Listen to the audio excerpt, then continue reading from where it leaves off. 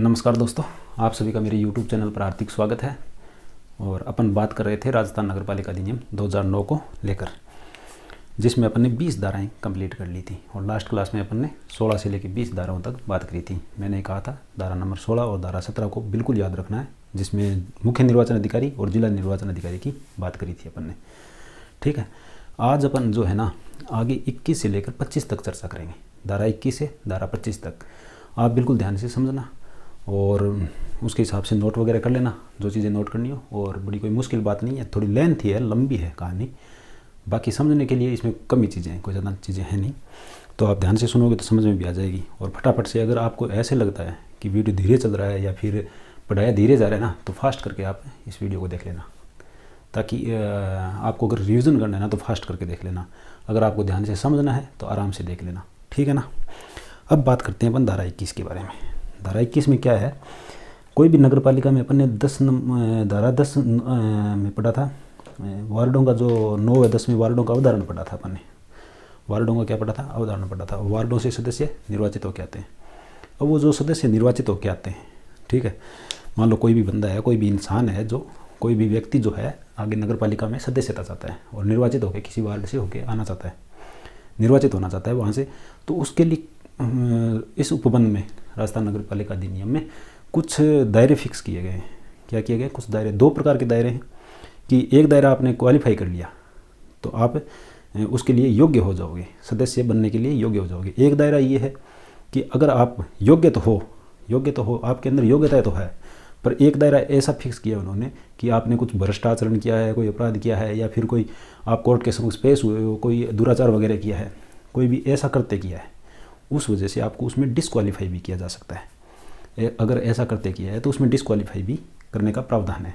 तो इसमें 2 दायरे फिट किए गए हैं नगर पालिका सदस्य बनने के लिए कि एक तो योग्यताएं देखी जाएगी, आपकी योग्यताओं में फिट होते हो तो आपकी जो निरर्हताएं हैं ना वो देखी जाएगी। अगर वो निरर्हता आपके अंदर है तो आप सदस्य बनने के योग्य नहीं होगे, ठीक है। तो निरर्हताएं जो है धारा 24 के अंदर है, और जो अर्हताएं हैं, जो योग्यताएं हैं, जो क्वालिफिकेशन है, वो धारा 21 के अंदर है, ठीक है ना। तो ध्यान से समझना। अब जो योग्यता वाला पोर्शन है ना, इजी सा पोर्शन है, बस पढ़ना ध्यान से। ऑप्शन ऐसे आ जाएंगे 3-4, सारे एक जैसे लगेंगे और ऐसे लगेंगे सारी योग्यताएं सही बैठ रही है, इसलिए आप इनको याद करना ढंग से, बिल्कुल याद रख के जाना, तभी बात बनेगी। अब देखना कि सदस्य होने के लिए अर्हताएं धारा 21 में दी गई है। पहली बात, 4 योग्यताएं हैं। कौन कौन सी 4 योग्यताएं? पहली तो एज का क्राइटेरिया लेके देखते हैं कि अगर आपने 21 वर्ष पूर्ण कर लिए, अब कोई 18 वर्ष जो अपने प्रावधान पड़ा था 18 वर्ष के लिए, वो मतदाता सूची में नाम लिखवाने के लिए, यानी वोटर आईडी बनवाने के लिए 18 वर्ष होता है। तो कोई 18 वर्ष का व्यक्ति अगर ये चाहता है कि वो नगर पालिका में सदस्य बनना चाहता है, तो क्या वो बन पाएगा? क्या, बिल्कुल नहीं बन पाएगा, क्योंकि पहला क्राइटेरिया क्या है, एज क्या होनी चाहिए, 21 वर्ष कंप्लीट की हुई होनी चाहिए। कोई कहते 21 वर्ष स्टार्ट हो रहा है, 21वां वर्ष स्टार्ट हुआ है, तो उसमें भी वो योग्य नहीं होगा। अच्छा, पहली बात तो ये एज वाला क्राइटेरिया हर प्रकार के चुनावों में, हर प्रकार के इलेक्शन में आप देखते होंगे कि हर जगह इस एज वाला क्राइटेरिया आपने को पढ़ना होता है। तो याद रख लेना मोटा मोटी ये कि राष्ट्रपति, उपराष्ट्रपति और राज्यपाल जैसे जो पद होते हैं उनके लिए 35 वर्ष का क्राइटेरिया है। कितने वर्ष का? 35 वर्ष का। और फिर राज्यसभा में निर्वाचित होने के लिए, राज्यसभा में सदस्य बनने के लिए एज का क्राइटेरिया क्या है? 30 वर्ष है। लोकसभा, विधानसभा वगैरह ये जो चुनाव हैं उनमें 25 वर्ष का क्राइटेरिया होता है। और इनसे निम्न स्तर के जो चुनाव होते हैं, जिस तरह से नगरीय निकायों के चुनाव होते हैं, पंचायती राज संस्थाओं में जो चुनाव होते हैं, तो उनमें जो चुनाव वार्ड पंच, सरपंच, महापौर, सभापति वगैरह, इनका जो चुनाव होता है उसमें समय 21 वर्ष पूर्ण की हुई होनी चाहिए, ठीक है ना। तो 21 वर्ष कंप्लीट, बड़े तरीके से इस चीज़ को याद रखना। तो पहला क्या क्राइटेरिया? 21 वर्ष। दूसरी बात करते हैं कि संबंधित कैटेगरी का ही होना चाहिए। ये क्या मामला है, इसमें देखना कि संबंधित कैटेगरी का ही होना चाहिए। संबंधित कैटेगरी बोले तो अपने धारा 10 के अंदर पढ़ा था। धारा 10 में क्या पढ़ा था कि आरक्षण का प्रावधान राजस्थान सरकार करती है, कुछ स्थान आरक्षित करती है कुछ कैटेगरियों के लिए।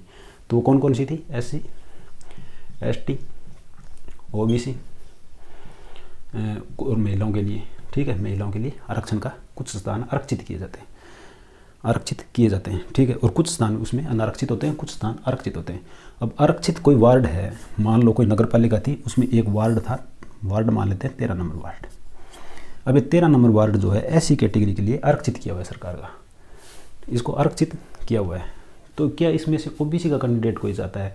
आप कह दो कि सर मैं ओबीसी का हूँ और ओबीसी का जाके यहाँ पे चुनाव लड़ते हो आप, क्या आप यहाँ से निर्वाचित होकर सदस्य बन सकते हो नगर पालिका में? तो आप नहीं बन पाओगे, क्योंकि ऑलरेडी एससी के लिए रिजर्व किया हुआ है, उनके लिए आरक्षित किया हुआ है। ये तो अंडरस्टूड बात है। तो उसी कैटेगरी का होना चाहिए। एससी का कैंडिडेट यहाँ पे जाके निर्वाचित होकर आता है तो बात बनती है, तो वो संबंधित कैटेगरी का ही होना चाहिए। दूसरी कैटेगरी का बंदा उससे वहाँ पे वो जो व्यक्ति है वो यहाँ पे चुनाव नहीं लड़ सकता। पहली बात तो ये। दूसरी बात क्या है, संबंधित वार्ड का ही होना चाहिए। अब मान लो एक चंदू नाम का आदमी है, वो कहता है कि मैं 14 नंबर वार्ड में रहता हूँ। चंदू जो है वो 14 नंबर वार्ड में रह रहा है। अब ये बताऊँ मुझे, और ये चंदू की खास जान पहचान कहाँ पे है? 13 नंबर वार्ड में। तो ये कह रहा है मैं अगर 13 नंबर वार्ड से लड़ लेता हूँ चुनाव, अगर वहाँ से निर्वाचित हो सकता हूँ मैं, तो क्या वह चंदू यहाँ से जाके इस वार्ड से चुनाव लड़ सकता है क्या? यहाँ से निर्वाचित होकर नगर पालिका में सदस्य बन सकता है क्या? तो अंडरस्टूड सी बात है, यहाँ का जो कैंडिडेट है 14 नंबर वार्ड का, वो 13 नंबर वार्ड में इलेक्शन नहीं लड़ सकता और नगर पालिका का सदस्य नहीं बन सकता। तो संबंधित वार्ड का ही होना चाहिए। जिस वार्ड से वो है, निर्वाचक नामावली में जिस वार्ड में उसका नाम आ रहा है उसी का वो सदस्य होना चाहिए। मान लो कि 13 नंबर वार्ड से कोई रमेश नाम का आदमी है, वो 13 नंबर वार्ड से है। क्या है? 13 नंबर वार्ड से। अब रमेश का 13 नंबर वार्ड की जो निर्वाचक नामावली अपन ने पढ़ी थी, उस निर्वाचक नामावली यानी मतदाता सूची के अंदर रमेश का नाम है, यानी वो 13 नंबर वार्ड का निवासी है, इसीलिए तो उसका नाम है। तो ये संबंधित वार्ड का है, तो ये यहाँ से चुनाव लड़ सकता है। एक शर्त ये है कि रमेश एससी कैटेगरी का होना चाहिए। कौन सी कैटेगरी का? एससी कैटेगरी का, क्योंकि 13 नंबर वार्ड अपन ने किसके लिए आरक्षित किया? एससी कैटेगरी के लिए। तो संबंधित कैटेगरी का होना चाहिए, संबंधित वार्ड का होना चाहिए। उम्मीद करता हूँ ये बात आपके समझ में आ गई होगी दोनों। तो 1 नंबर पॉइंट तो 21 वर्ष, 2 नंबर पॉइंट कैटेगरी संबंधित का होना चाहिए और वार्ड भी उसी वार्ड का सदस्य होना चाहिए, उसी वार्ड का निवासी होना चाहिए। तो ये 3 बातें तो आपके समझ में आ गई। चौथी बात ये लिखी हुई है कि जो कैंडिडेट सदस्य बनने जा रहा है या फिर जो निर्वाचन में मतलब भागीदार बनने जा रहा है, तो उस सदस्य के घर पे स्वच्छ शौचालय होना चाहिए। उसके घर में स्वच्छ शौचालय होना चाहिए। पहले स्वच्छ शौचालय वाली बात नहीं थी, बाद में ऐड करी गई थी। पहले एक माध्यमिक शिक्षा उत्तीर्ण की हुई होनी चाहिए, ऐसा करके कुछ प्रावधान था, वो तो हटा दिया गया और इसको ऐड किया गया। तो इस स्वच्छ शौचालय का क्या मतलब है? उसमें मतलब अपने जो अधिनियम है ना, उसमें इसको अच्छी तरीके से परिभाषित करके लिखा हुआ है कि उसकी तीन और दीवार होनी चाहिए, गेट होना चाहिए, छत होनी चाहिए, पानी वगैरह की व्यवस्था होनी चाहिए, वगैरह वगैरह स्वच्छ शौचालय की लिखा हुआ है। अच्छा, उसमें ये लिखा हुआ है जो सदस्य बनना चाहता है वो सदस्य और उसका परिवार खुले में शौच के लिए नहीं जाते हो। खुले में उसका परिवार से मतलब क्या बताया गया? उसके परिवार की परिभाषा बताई गई है, यानी एक तो खुद वो सदस्य खुद और सदस्य के साथ में उसका परिवार, सदस्य के साथ में उसका परिवार। परिवार में कौन कौन हो सकते? परिवार में उसकी पत्नी, माता पिता व बच्चे, माता पिता व बच्चे। अच्छा, ये जो है उसका परिवार रहेगा और उस परिवार में कोई भी उसमें से खुले में शौच के लिए नहीं जाता हो, तब तो है वो क्वालिफाई क्या निर्वाचन सदस्य निर्वाचित होने के लिए। अब उन वार्ड में अपनी नामांकन दर्ज करवा सकता है कि हाँ मैं चुनाव लड़ना चाहता हूँ वही इस वार्ड से और मैं नगर पालिका में सदस्य बनना चाहता हूँ। तो ये वाली बात है। तो ये तो थी अहर्ता। अगर किसी के अंदर ये योग्यताएं हैं उसके बाद में वो निर्वाचन में भाग ले सकता है, और वहाँ से निर्वाचित हो सकता है। उसके बाद में अगर इतनी सारी योग्यता होने के बाद में अगर कुछ में अपन धारा 24 के अंदर निर्हरताएँ पढ़ेंगे, उसमें कोई निर्हरता है तो वो डिस्क्वालीफाई हो जाएगा। निर्हरता का मतलब डिस्क्वालीफाई, तो वो निर्हर हो जाएगा वहाँ से। तो ये बात आपको बिल्कुल ध्यान में रखनी है। पहले अपन ये दायरा फिट कर रहे हैं, उसके बाद धारा 24 वाला फिट करेंगे। तो क्या इसमें कोई ज़्यादा मोटी बात नहीं है। 21 वर्ष कंप्लीट होने चाहिए, संबंधित कैटेगरी का ही होना चाहिए। अंडरस्टूड बात है। एससी के लिए अगर रिजर्व है, एसटी के लिए अगर रिजर्व है तो एसटी का कैंडिडेट ही वहाँ पे आएगा। ओबीसी के लिए अगर रिजर्व है तो ओबीसी का कैंडिडेट ही वहाँ पे आएगा। ठीक है, ऐसे थोड़ी होगा कोई ओबीसी का कैंडिडेट। अगर एससी के मतलब वही बात होगी कि चंदू कहते हैं हाँ मैं 14 नंबर वार्ड का हूँ पर 13 में मेरी जान पहचान अच्छी है इसलिए मैं वहाँ से चुनाव लड़ लेता हूँ, तो वहाँ से मैं जीत भी जाऊँगा। तो ऐसा प्रावधान में लिखा हुआ नहीं है। उसमें लिखा हुआ है कि चंदू का 13 नंबर वार्ड में निर्वाचक नामावली में नाम होना चाहिए, उसके बाद भी वह यहाँ पे अप्लाई कर सकेगा। तो ये वाली बात होगी आपके। ठीक है, और चौथा टर्म क्या थी? स्वच्छ शौचालय वाली बात थी। तो मैं उम्मीद करता हूँ कि आपके चारों पॉइंट समझ में आ गए हो। आप इस चीज़ को ध्यान से पढ़ना। और उसके बाद में धारा कै दी हुई है। धारा कै में क्या दिया हुआ है? कुछ स्थान जो होते हैं ना, कुछ स्थान राजस्थान सरकार निर्धारित करती है, अवधारित करती है कुछ विशेष अहर्ता रखने वाले इंसानों के लिए, कुछ विशेष अहर्ता रखने वाले व्यक्ति के लिए कुछ स्थान राज्य सरकार निर्धारित करती है। अब ये विशेष अहर्ता कुछ खास है नहीं, इस पॉइंट को लेके आप ज़्यादा कंफ्यूज मत होना, इस पॉइंट को लेके आप ज़्यादा कंफ्यूज मत होना कि विशेष अहर्ता वाला क्या आ गया, ये क्या है, वो क्या है। बस एक चीज़ याद रखना कि नॉर्मल अहर्ता जो है ना, जितनी ये चारों लिखी थी वो तो होनी चाहिए। 4 अहर्ताओं के अलावा एक अहर्ता विशेष अहर्ता ये जोड़ दी गई है, उसकी एज 35 वर्ष पर लिमिट लगा दी गई है, यानी 35 वर्ष से ऊपर की उम्र का नहीं होना चाहिए, 21 से लेकर 35 वर्ष होनी चाहिए। सिर्फ और सिर्फ एक बात जोड़ी गई है, कौन सी? 35 वर्ष वाली। याद रह जाएगा, विशेष अहर्ता में क्या 35 वर्ष वाला मामला है।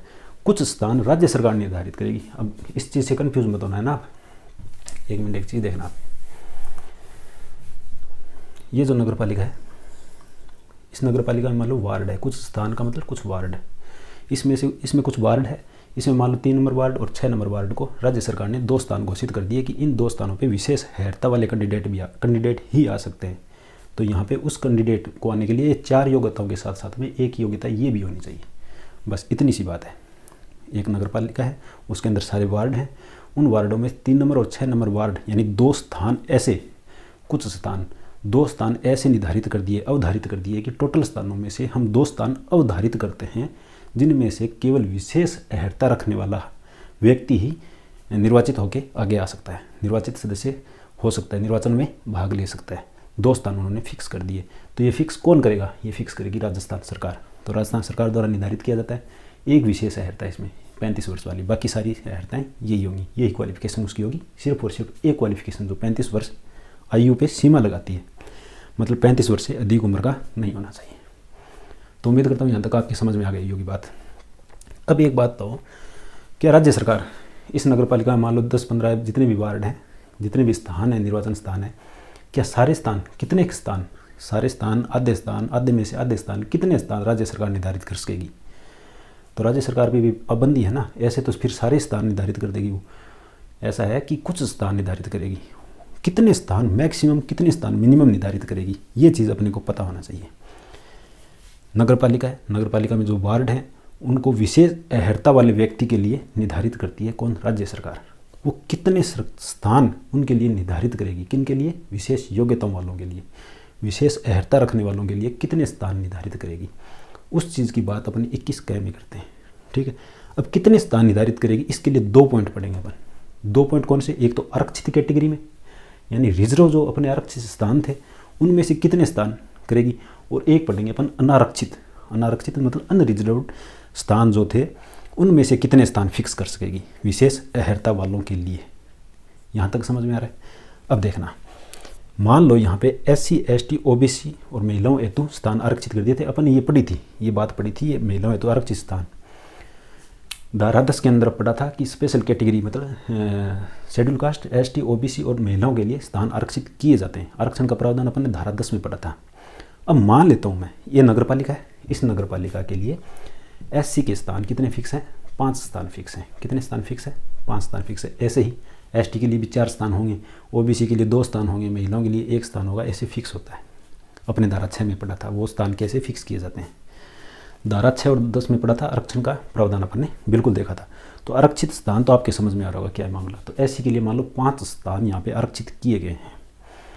अब इनमें से चाहे कोई सी भी कैटेगरी हो, प्रत्येक कैटेगरी में से राज्य सरकार केवल और केवल मैक्सिमम 2 स्थान प्रत्येक कैटेगरी में से मैक्सिमम 2 स्थान, इसके 5 है, इनमें से 2 स्थान मैक्सिमम। मान लो OBC के 4 स्थान है तो उसमें से मैक्सिमम 2 स्थान। ST के लिए मान लो 3 है तो उनके लिए अलग है, अलग प्रावधान है। 3 या 3 से कम के लिए अलग है, बाकी उनसे ऊपर 3 से ज़्यादा अगर स्थान आरक्षित है उनके लिए अलग है। तो जितने भी हैं, एक बार 3 वाले मुद्दे को भूल जाओ, जितने भी स्थान आरक्षित है प्रत्येक कैटेगरी में से जितने भी आरक्षित स्थान है, मैक्सिमम 2 स्थान विशेष अहर्ता वाले व्यक्ति के लिए 2 स्थान अवधारित कर सकती है। मैक्सिमम 2 स्थान अवधारित कर सकती है। कितने स्थान? 2 स्थान अवधारित कर पाएगी।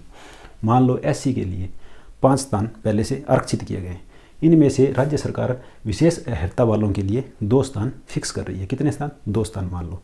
तो यहाँ पे 2 स्थान मान लो, 3 नंबर और 6 नंबर, यहाँ पे 2 स्थान। ये पहले से SC के लिए था, ये SC के लिए था, ये भी SC के लिए था।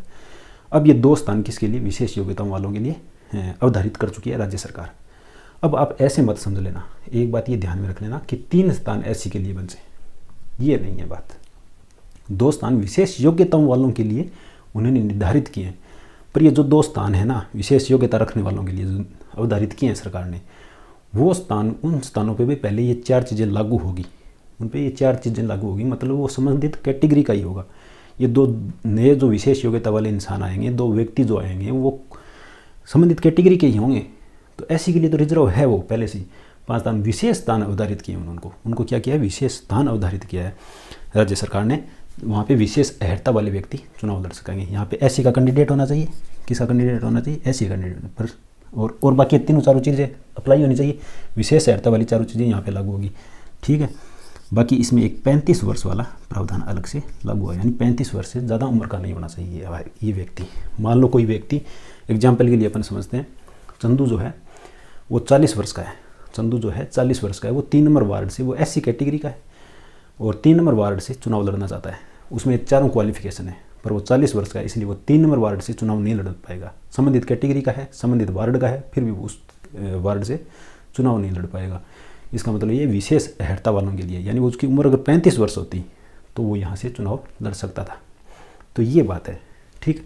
आरक्षित स्थान में प्रत्येक कैटेगरी के जितने भी स्थान हैं उनमें से प्रत्येक कैटेगरी में से मैक्सिमम 2 स्थान राज्य सरकार अवधारित कर पाएगी। कितने स्थान? मैक्सिमम 2 स्थान। मान लो ऐसी कैटेगरी के यहाँ पे टोटली 3 स्थान, 3 या 3 से कम, 3 या 3 से कम स्थान आरक्षित है। पहले से कितने आरक्षित हैं? धारा 10 व धारा 6 के अकॉर्डिंग 3 स्थान, 3 या 3 से कम स्थान यहाँ पे एससी के लिए आरक्षित है। अब कितने स्थान राज्य सरकार अवधारित कर पाएगी? अब जो स्थान अवधारित करेगी राज्य सरकार वो 1 स्थान अवधारित कर पाएगी, 2 स्थान अवधारित नहीं कर पाएगी। अब केवल और केवल 1 स्थान अवधारित, यदि 3 या 3 से कम स्थान है तो केवल 1 स्थान अवधारित कर पाएगी राज्य सरकार। बात समझ में आ रही है? तो यहाँ पे 2 नहीं कर पाएगी, केवल 1 स्थान।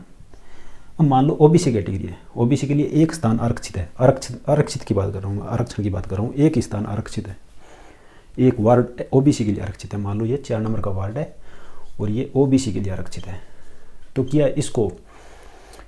इसको राज्य सरकार विशेष अहर्ता वाले व्यक्ति के लिए अवधारित कर पाएगी? हाँ, जरूर कर पाएगी, क्यों नहीं कर पाएगी। 3 या 3 से कम की बात करिए तो 1 स्थान है, तो उस 1 स्थान को विशेष योग्यता वालों के लिए अवधारित कर देगी, कोई दिक्कत नहीं है उसमें। पर वो होना ओबीसी कैटेगरी का चाहिए, ओबीसी का ही होना चाहिए, संबंधित कैटेगरी का होना चाहिए, संबंधित वार्ड का होना चाहिए, ठीक है ना। वो क्राइटेरिया तो पहले से लागू रहेगा। एक क्राइटेरिया 35 वर्ष वाला जुड़ जाएगा कि 35 वर्ष से ज़्यादा उम्र का नहीं होना चाहिए, 21 और 35 के बीच में उसकी आयु होनी चाहिए। तो उम्मीद करता हूँ यहाँ तक समझ में आई होगी बात। अब मान लो कोई नगर पालिका है, उसमें 6 स्थान, कितने? 6 स्थान अनारक्षित हैं। आरक्षण वाली बात होगी। आरक्षित स्थान जो थे उनके बारे में अपन ने बात कर ली, आरक्षित जितने भी स्थान थे उनके बारे में अपन ने बात कर ली कि प्रत्येक कैटेगरी में से प्रत्येक कैटेगरी के 2 स्थान राज्य सरकार अवधारित कर पाएगी। अगर वो स्थान ही 3 है, आरक्षित स्थान ही कैटेगरी में 3 है, तो केवल 1 स्थान अवधारित कर पाएगी। ये बात अपन ने आरक्षित स्थानों के लिए पढ़ी। अब पढ़ रहे हैं एक नगर पालिका है, उसमें 6 स्थान अनारक्षित है, यानी 6 स्थान अनारक्षित है। 6 स्थान का मतलब 6 वार्ड अनारक्षित है।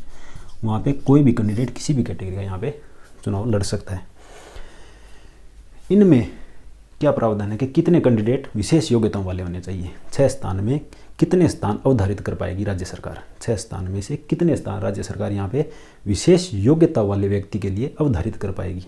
विशेष योग्यता वाले व्यक्ति के लिए अवधारित कर पाएगी। तो 6 स्थान में से वहाँ पे एक रूल चलता है कि 5 स्थान पे, 5 स्थान का कोई खंड है, 5 स्थान का कोई खंड है, 5 स्थान पे 5 स्थान में से 1 स्थान, 5 स्थान में से 1 स्थान राज्य सरकार अवधारित कर पाएगी। 5 स्थान में से 1 स्थान राज्य सरकार अवधारित कर पाएगी। अब बाकी कितने बच गए? बाकी बच गए 1 स्थान। 5 स्थान में 1 स्थान दोनों ने विशेष योग्यताओं के लिए अवधारित कर दिया। बाकी जो 1 स्थान बचा है वो जनरल के लिए होगा, नॉर्मल कैंडिडेटों के लिए होगा, विशेष अहर्ता वालों के लिए नहीं होगा। मान लो 15 स्थान ऐसे जो अनारक्षित बच गए, 15 स्थान अनारक्षित बच गए। 15 स्थानों में अनारक्षित में कितने सदस्य विशेष योग्यता वाले राज्य सरकार अवधारित कर सकती है? ठीक है, ध्यान से समझना, थोड़ा सा टिपिकल है, लैंग्वेज टिपिकल है, बाकी कोई समझने में लास्ट में अपन एक उदाहरण द्वारा समझेंगे तो आराम से समझ में आ जाएगा। ठीक है, मान लो 15 स्थान अनारक्षित है, कोई नगर पालिका है, उसमें से 15 वार्ड अनारक्षित है। ठीक है, उसमें टोटल 30 वार्ड होंगे या 35 वार्ड होंगे, जितने भी वार्ड हैं उसके अंदर, उसमें से 15 वार्ड अनारक्षित है सामान्य कैटेगरी से। ठीक है, उस पर किसी भी कैटेगरी का व्यक्ति चुनाव लड़ सकता है। ठीक है, उनमें कितने स्थान राज्य सरकार विशेष योग्यता वाले, विशेष अर्हता वाले व्यक्ति के लिए अवधारित कर सकती है। उसमें कितने स्थान विशेष योग्यता वाले व्यक्ति के लिए अवधारित कर सकती है। मान लो 15 है तो अपन कर रहे हैं 5 स्थानों पे एक व्यक्ति को अवधारित करती है। 5 स्थानों पर एक स्थान को, 5 स्थानों का एक खंड है, उसमें से एक स्थान को वो अवधारित कर सकती है। 5 स्थानों के खंड पे एक स्थान अवधारित करती है, तो 15 टोटल हैं, तो 5 पे 1 तो 15 पे 3 स्थान अवधारित कर पाएगी। 15 पे कितने कर पाएगी? 3 स्थान अवधारित कर पाएगी। उम्मीद करता हूँ यहाँ तक समझ में आ रही होगी बात। ठीक है, तो ये वाली बात किसकी थी? विशेष योग्यता वालों की बात थी। अब दोबारा मैं एक बार आपको बता देता हूँ धारा 21 में है क्या, फिर एक उदाहरण के द्वारा मैं आपको बताऊँगा तो आप समझ में जाओगे, उस चीज़ को आराम से समझ लोगे। देखना धारा 21 में क्या, धारा 21 में सदस्य होने के लिए अर्हताएँ हैं। मैंने बताया था कि इस अधिनियम के अंदर योग्यताएं, कोई मतलब सदस्य जो है नगर पालिका का सदस्य बनना चाहता है, नगर पालिका का सदस्य बना जाता है, तो उसमें कुछ योग्यताएं होती है। उन योग्यताओं को क्वालिफाई करने के बाद उनमें कुछ अलग चीज़ें देखी जाती है जो निर्हरताएं होती है। दो दायरे होते हैं, मैंने स्टार्टिंग में बताए थे, 2 दायरे होते हैं, योग्यता और एक होती है निर्हरता, डिस्क्वालिफिकेशन वाली दायरा। तो डिस्क्वालिफिकेशन वाला बाद में देखा जाता है, पहले योग्यता वाला दायरा देखा जाता है। तो पहले अपन धारा 21 में योग्यताएं पढ़ रहे हैं, यानी अर्हताएं पढ़ रहे हैं। तो इसमें 21 वर्ष पूर्ण होनी चाहिए, संबंधित कैटेगरी का होना चाहिए, संबंधित वार्ड का होना चाहिए और शौचालय वगैरह होना चाहिए। ये सारी चीज़ें इससे रिलेटेड अपन ने पढ़ ली थी। और धारा 21 का में क्या पढ़ा? कुछ विशेष स्थान राज्य सरकार अवधारित करते हैं। टोटल नगर पालिका है, नगर पालिका के अंदर जितने भी वार्ड हैं उनको स्थान बोला जाता है, उनमें से कुछ स्थान राज्य सरकार अवधारित करेगी विशेष योग्यताओं वालों के लिए। विशेष योग्यता सिर्फ एक है, ये चारों तो योग्यता होनी चाहिए। उसके अलावा एक योग्यता वो है 35 वर्ष से उम्र होनी चाहिए। कितनी वर्ष? 35 वर्ष से अधिक उम्र का नहीं होना चाहिए। 35 वर्ष की सीमा लगा दी है कि 35 वर्ष से ज़्यादा मैक्सिमम उम्र उसकी 35 वर्ष होनी चाहिए। ये सिर्फ और सिर्फ एक ही विशेष योग्यता होनी चाहिए। तो ऐसे व्यक्ति उन स्थानों पर निर्वाचित होकर आ सकेंगे। कुछ स्थान राज्य सरकार निर्धारित करेगी। टोटल जितने भी स्थान है नगर पालिका के, उनमें से कुछ स्थान राज्य सरकार निर्धारित करेगी। अच्छा, उनकी संख्या कितनी होगी? जो स्थान अवधारित करेगी राज्य सरकार, उनकी संख्या होगी 2 पॉइंटों के माध्यम से अपन इसको समझते हैं। इन 2 पॉइंटों के माध्यम से कि आरक्षित स्थान में से कितने स्थान विशेष अर्हता वाले व्यक्तियों को दिए जाएंगे और अनारक्षित स्थानों में से कितने स्थान विशेष अर्हता वाले व्यक्ति को दिए जाएंगे। तो अपन ने पढ़ा था कि SC ST OBC महिलाओं हेतु देखो आरक्षित स्थान जितने भी होते हैं, प्रत्येक कैटेगरी में से मैक्सिमम 2 स्थान राज्य सरकार अवधारित कर पाएगी विशेष अर्हता वालों के लिए। और कोई सी भी कैटेगरी हो, अगर मान लो कैटेगरी के लिए आरक्षित स्थान ही 3 है, 3 या कम स्थान है, आरक्षित स्थान यदि 3 या कम स्थान है तो केवल 1 स्थान अवधारित कर पाएगी। ध्यान से समझना, आरक्षित स्थान ही इन कैटेगरी के लिए, मान लो ऐसी कैटेगरी के लिए आरक्षित स्थान केवल 3 है या 3 से कम है तो केवल 1 स्थान अवधारित कर पाएगी, केवल 1 स्थान अवधारित कर पाएगी। मान लो एक ही स्थान है, मान लो OBC है, OBC के लिए आरक्षित स्थान 1 ही है, तो क्या वो कोई स्थान अवधारित कर पाएगी? हाँ, 1 स्थान है तो 1 स्थान अवधारित कर देगी, कोई दिक्कत नहीं है। 3 स्थान तक 1 स्थान अवधारित कर पाएगी। 3 स्थान से अगर ज़्यादा है तो प्रत्येक कैटेगरी में से वो 2 स्थान मैक्सिमम अवधारित कर पाएगी। चाहे 10 स्थान भी आरक्षित है तो भी मैक्सिमम 2 स्थान अवधारित कर पाएगी विशेष अर्हता वाले व्यक्तियों के लिए। अनारक्षित स्थान है तो वहाँ पे 5 स्थानों का खंड वाली चर्चा चलती है कि 5 स्थानों पर, 5 स्थानों का एक खंड है, उसमें से 1 स्थान राज्य सरकार विशेष योग्यताओं वाले यानी विशेष अर्हता वाले व्यक्तियों के लिए अवधारित कर पाएगी। भाषा थोड़ी टिपिकल है, बाकी समझ जाए तो कोई ज़्यादा मुश्किल नहीं है। क्वेश्चन आ सकता है भैया आराम से, कोई बड़ी बात नहीं है। टफ लैंग्वेज का क्वेश्चन आता है तो आ सकता है, तो आप इस चीज़ को ध्यान से समझना, है ना। अब इसको अपन है ना एक उदाहरण के द्वारा मैं आपको समझाता हूँ, 1 मिनट।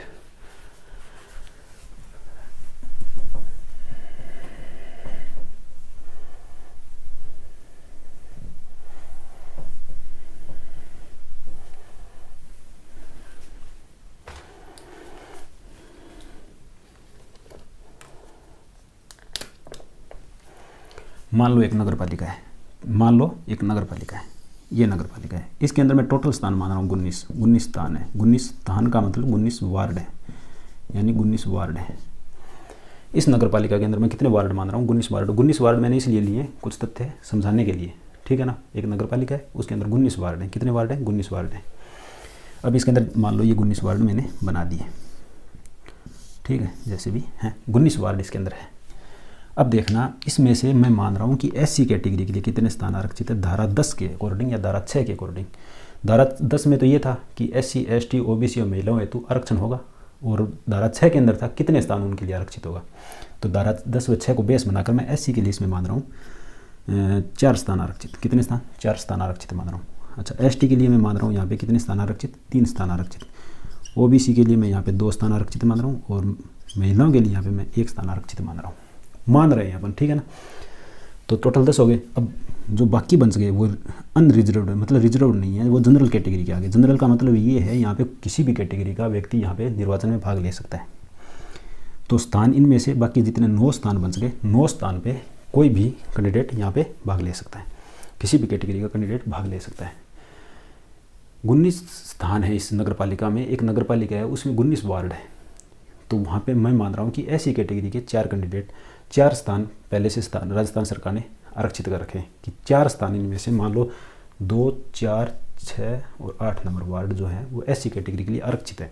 यहाँ से सिर्फ और सिर्फ ऐसी कैटेगरी के बंदे ही निर्वाचित होकर आ सकते हैं, ठीक है। तो उनमें योग्यता ये होनी चाहिए कि 21 वर्ष उनकी कंप्लीट की हुई होनी चाहिए। संबंधित कैटेगरी यानी ऐसी कैटेगरी की होनी चाहिए। 2, 4 या 6 नंबर 8 नंबर वार्ड के ही होने चाहिए, संबंधित वार्ड के ही होने चाहिए। उनके घर में स्वच्छ शौचालय होना चाहिए। पहली 4 क्वालिफिकेशन तो ये है। अच्छा, अब राज्य सरकार चाहती है कि ये जो 4 स्थान है, इनमें से हम कुछ स्थान विशेष अहर्ता वाले व्यक्तियों के लिए अवधारित करना चाहते हैं, ठीक है। विशेष अहर्ता वालों के लिए हम वो कितने स्थान अवधारित कर पाएगी? वो यहाँ पे चाहे तो 1 स्थान अवधारित कर दे, चाहे तो 2 स्थान अवधारित कर दे। एससी के लिए कितने स्थान है? एससी के लिए 4 स्थान है। तो वहाँ पे मान लो वो 2 स्थान अवधारित कर रही है। मैक्सिमम 2 स्थान ही अवधारित कर पाती है। चाहिए एससी के लिए स्थान 10 स्थान अगर आरक्षित होते तो भी मैक्सिमम 2 स्थान ही वो अवधारित कर पाती, मैक्सिमम 2 स्थान ही अवधारित कर पाती राज्य सरकार। अब मान लो एसटी के लिए 3 स्थान है, 3 स्थान या 3 से कम अगर मामला हो, देखो यहाँ पे यदि आरक्षित स्थान 3 या 3 से कम स्थान है तो केवल 1 स्थान अवधारित कर पाएगी। तो यहाँ पे केवल और केवल 1 स्थान, यहाँ पे मैक्सिमम 2 स्थान अवधारित कर पाती है क्योंकि 3 से ज़्यादा है। 3 या 3 से कम है तो केवल 1 स्थान अवधारित कर पाएगी। 3 से कम है तो 1 स्थान अवधारित होगा, 3 से कम है तो 1 स्थान अवधारित होगा, ठीक है। यहाँ तक समझ में आ गया। अब देखो यही मामला है कि एससी, एसटी, ओबीसी, महिलाओं हेतु आरक्षित जितने भी स्थान है प्रत्येक कैटेगरी में से मैक्सिमम 2 स्थान अवधारित कर सकती है। मान लो यहाँ पे 4 स्थान थे तो मैक्सिमम 2 स्थान उन्होंने अवधारित कर दिए। बोल दिया 4 नंबर और 6 नंबर में केवल और केवल विशेष अहर्ता वाले व्यक्ति ही निर्वाचित हो सकते हैं। तो ये 2 स्थान उन्होंने अवधारित कर दिए विशेष अहर्ता वालों के लिए, ठीक है। अब ये देखो कि एसटी कैटेगरी की बात करते हैं तो यहाँ पे 3 स्थान है, ऑलरेडी 3 स्थान है। तो आरक्षित स्थान यदि 3 या 3 से कम है तो केवल 1 स्थान अवधारित किया जा सकता है, केवल 1 स्थान यहाँ पे अवधारित कर पाएगी। ये भी 3 से कम है तो 1 स्थान, ये भी 3 से कम है तो 1 स्थान। पर हाँ, जो विशेष अहर्ता वाला व्यक्ति यहाँ से निर्वाचित होकर आएगा उनमें पहले से ये चीज़ें तो होनी चाहिए। मान लो यहाँ पे जो 2 स्थान आरक्षित किए हैं वो 4 नंबर और 6 नंबर वार्ड के ही होने चाहिए, एससी कैटेगरी के ही होनी चाहिए और उनके घर में शौचालय वगैरह होना चाहिए, 21 वर्ष पूर्ण होनी चाहिए। ये चारों चीज़ें पहले से फुलफिल करेगा और उनकी उम्र 21 व 35 के बीच में होनी चाहिए। बस विशेष अहर्ता वालों की एक ही क्वालिफिकेशन अलग से है, 35 वर्ष से कम उम्र होनी चाहिए उसकी, ठीक है। ये बात समझ में आती है। अब कितने स्थान बच गए यहाँ पे अनारक्षित? टोटल कितने हो गए? 4, 3, 7, 2, 9 और 1, 10 स्थान तो आरक्षित हैं। अनारक्षित स्थान कितने हैं? अनारक्षित स्थान है 9। अनारक्षित स्थानों में से कितने स्थान विशेष अहर्ता वालों को राज्य सरकार देगी? विशेष अहर्ता वालों को राज्य सरकार अवधारित करेगी। कितने स्थान अवधारित करेगी? कितने स्थान मैक्सिमम अवधारित कर सकती है? तो यहाँ पे एक कंसेप्ट चलता है, 5 स्थान एक साइड में ले लो, इसके टुकड़े करने 5-5 के टुकड़े करने। जितने भी अनारक्षित स्थान बचते हैं उसके 5-5 के टुकड़े करने। 5 स्थान का एक टुकड़ा कर दिया, प्लस बचे कितने? 4 स्थान। अब बचे ही 4 स्थान है तो 5 स्थान का कहाँ से कर दें? 4 स्थान का ही कर पाएंगे। तो 5 स्थान का जो टुकड़ा है उसमें से 1 स्थान अवधारित कर देगी। 1 स्थान विशेष अहर्ता वाले व्यक्ति के लिए, विशेष अहर्ता वाले व्यक्ति के लिए राज्य सरकार अवधारित या निर्धारित कर देगी, कर सकती है, ठीक है। अब ये बाकी 4 स्थान जो बचे यहाँ पे कोई अवधारण नहीं कर पाएगी विशेष योग्यता वालों के लिए। उनमें तो केवल ये 4 योग्यताएं काफ़ी है। 35 वर्ष वाला प्रावधान सिर्फ 5 स्थानों पे पीछे 1 स्थान, 5 स्थानों के पीछे 1 स्थान पे लगा सकती है, ठीक है। ये अनारक्षित स्थानों वाला मामला था, ये आरक्षित स्थानों वाला मामला था। उम्मीद करता हूँ आपको ये चीज़ समझ में आई होगी। आप इसको बार बार पढ़ना, 2-3 बार देख लेना। अगर समझ में नहीं आई ना तो दोबारा देख लेना इस चीज़ को, इस वीडियो को दोबारा बैक करके देख लेना, आपके समझ में आ जाएगी। कोई बड़ी मुश्किल बात नहीं है। 4 योग्यताएं होनी चाहिए, एक एडिशनल योग्यताएं कुछ स्थानों के लिए चाहिए और वो कौन से स्थान होंगे जो राज्य सरकार निर्धारित करेगी।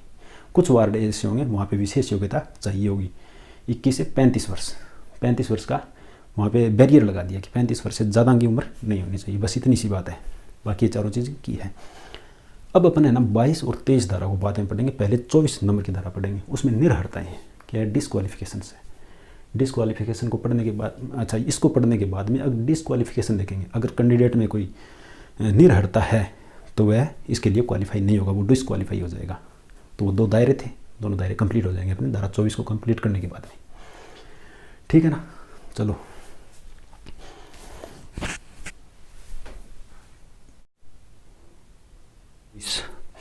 धारा 24 में क्या सदस्यों के लिए निर्हरताएँ, ठीक है। अपन ने पहले ही जिक्र कर लिया था कि निर्हरता डिस्क्वालिफिकेशन पढ़ेंगे। धारा 24 में क्या है, डिस्क्वालिफिकेशन। अच्छा इसको बहुत ही ज़्यादा विस्तारित रूप में दिया गया है, लगभग इसमें क्या है 19 पॉइंट पे चर्चा की गई। कितने पॉइंट पे, 19 पॉइंट पे चर्चा की गई। दिक्कत इतनी सी है कि सारे जो प्रावधान उन्होंने किए ना वो अलग अलग तरीके से बिखेर के दिए हुए हैं।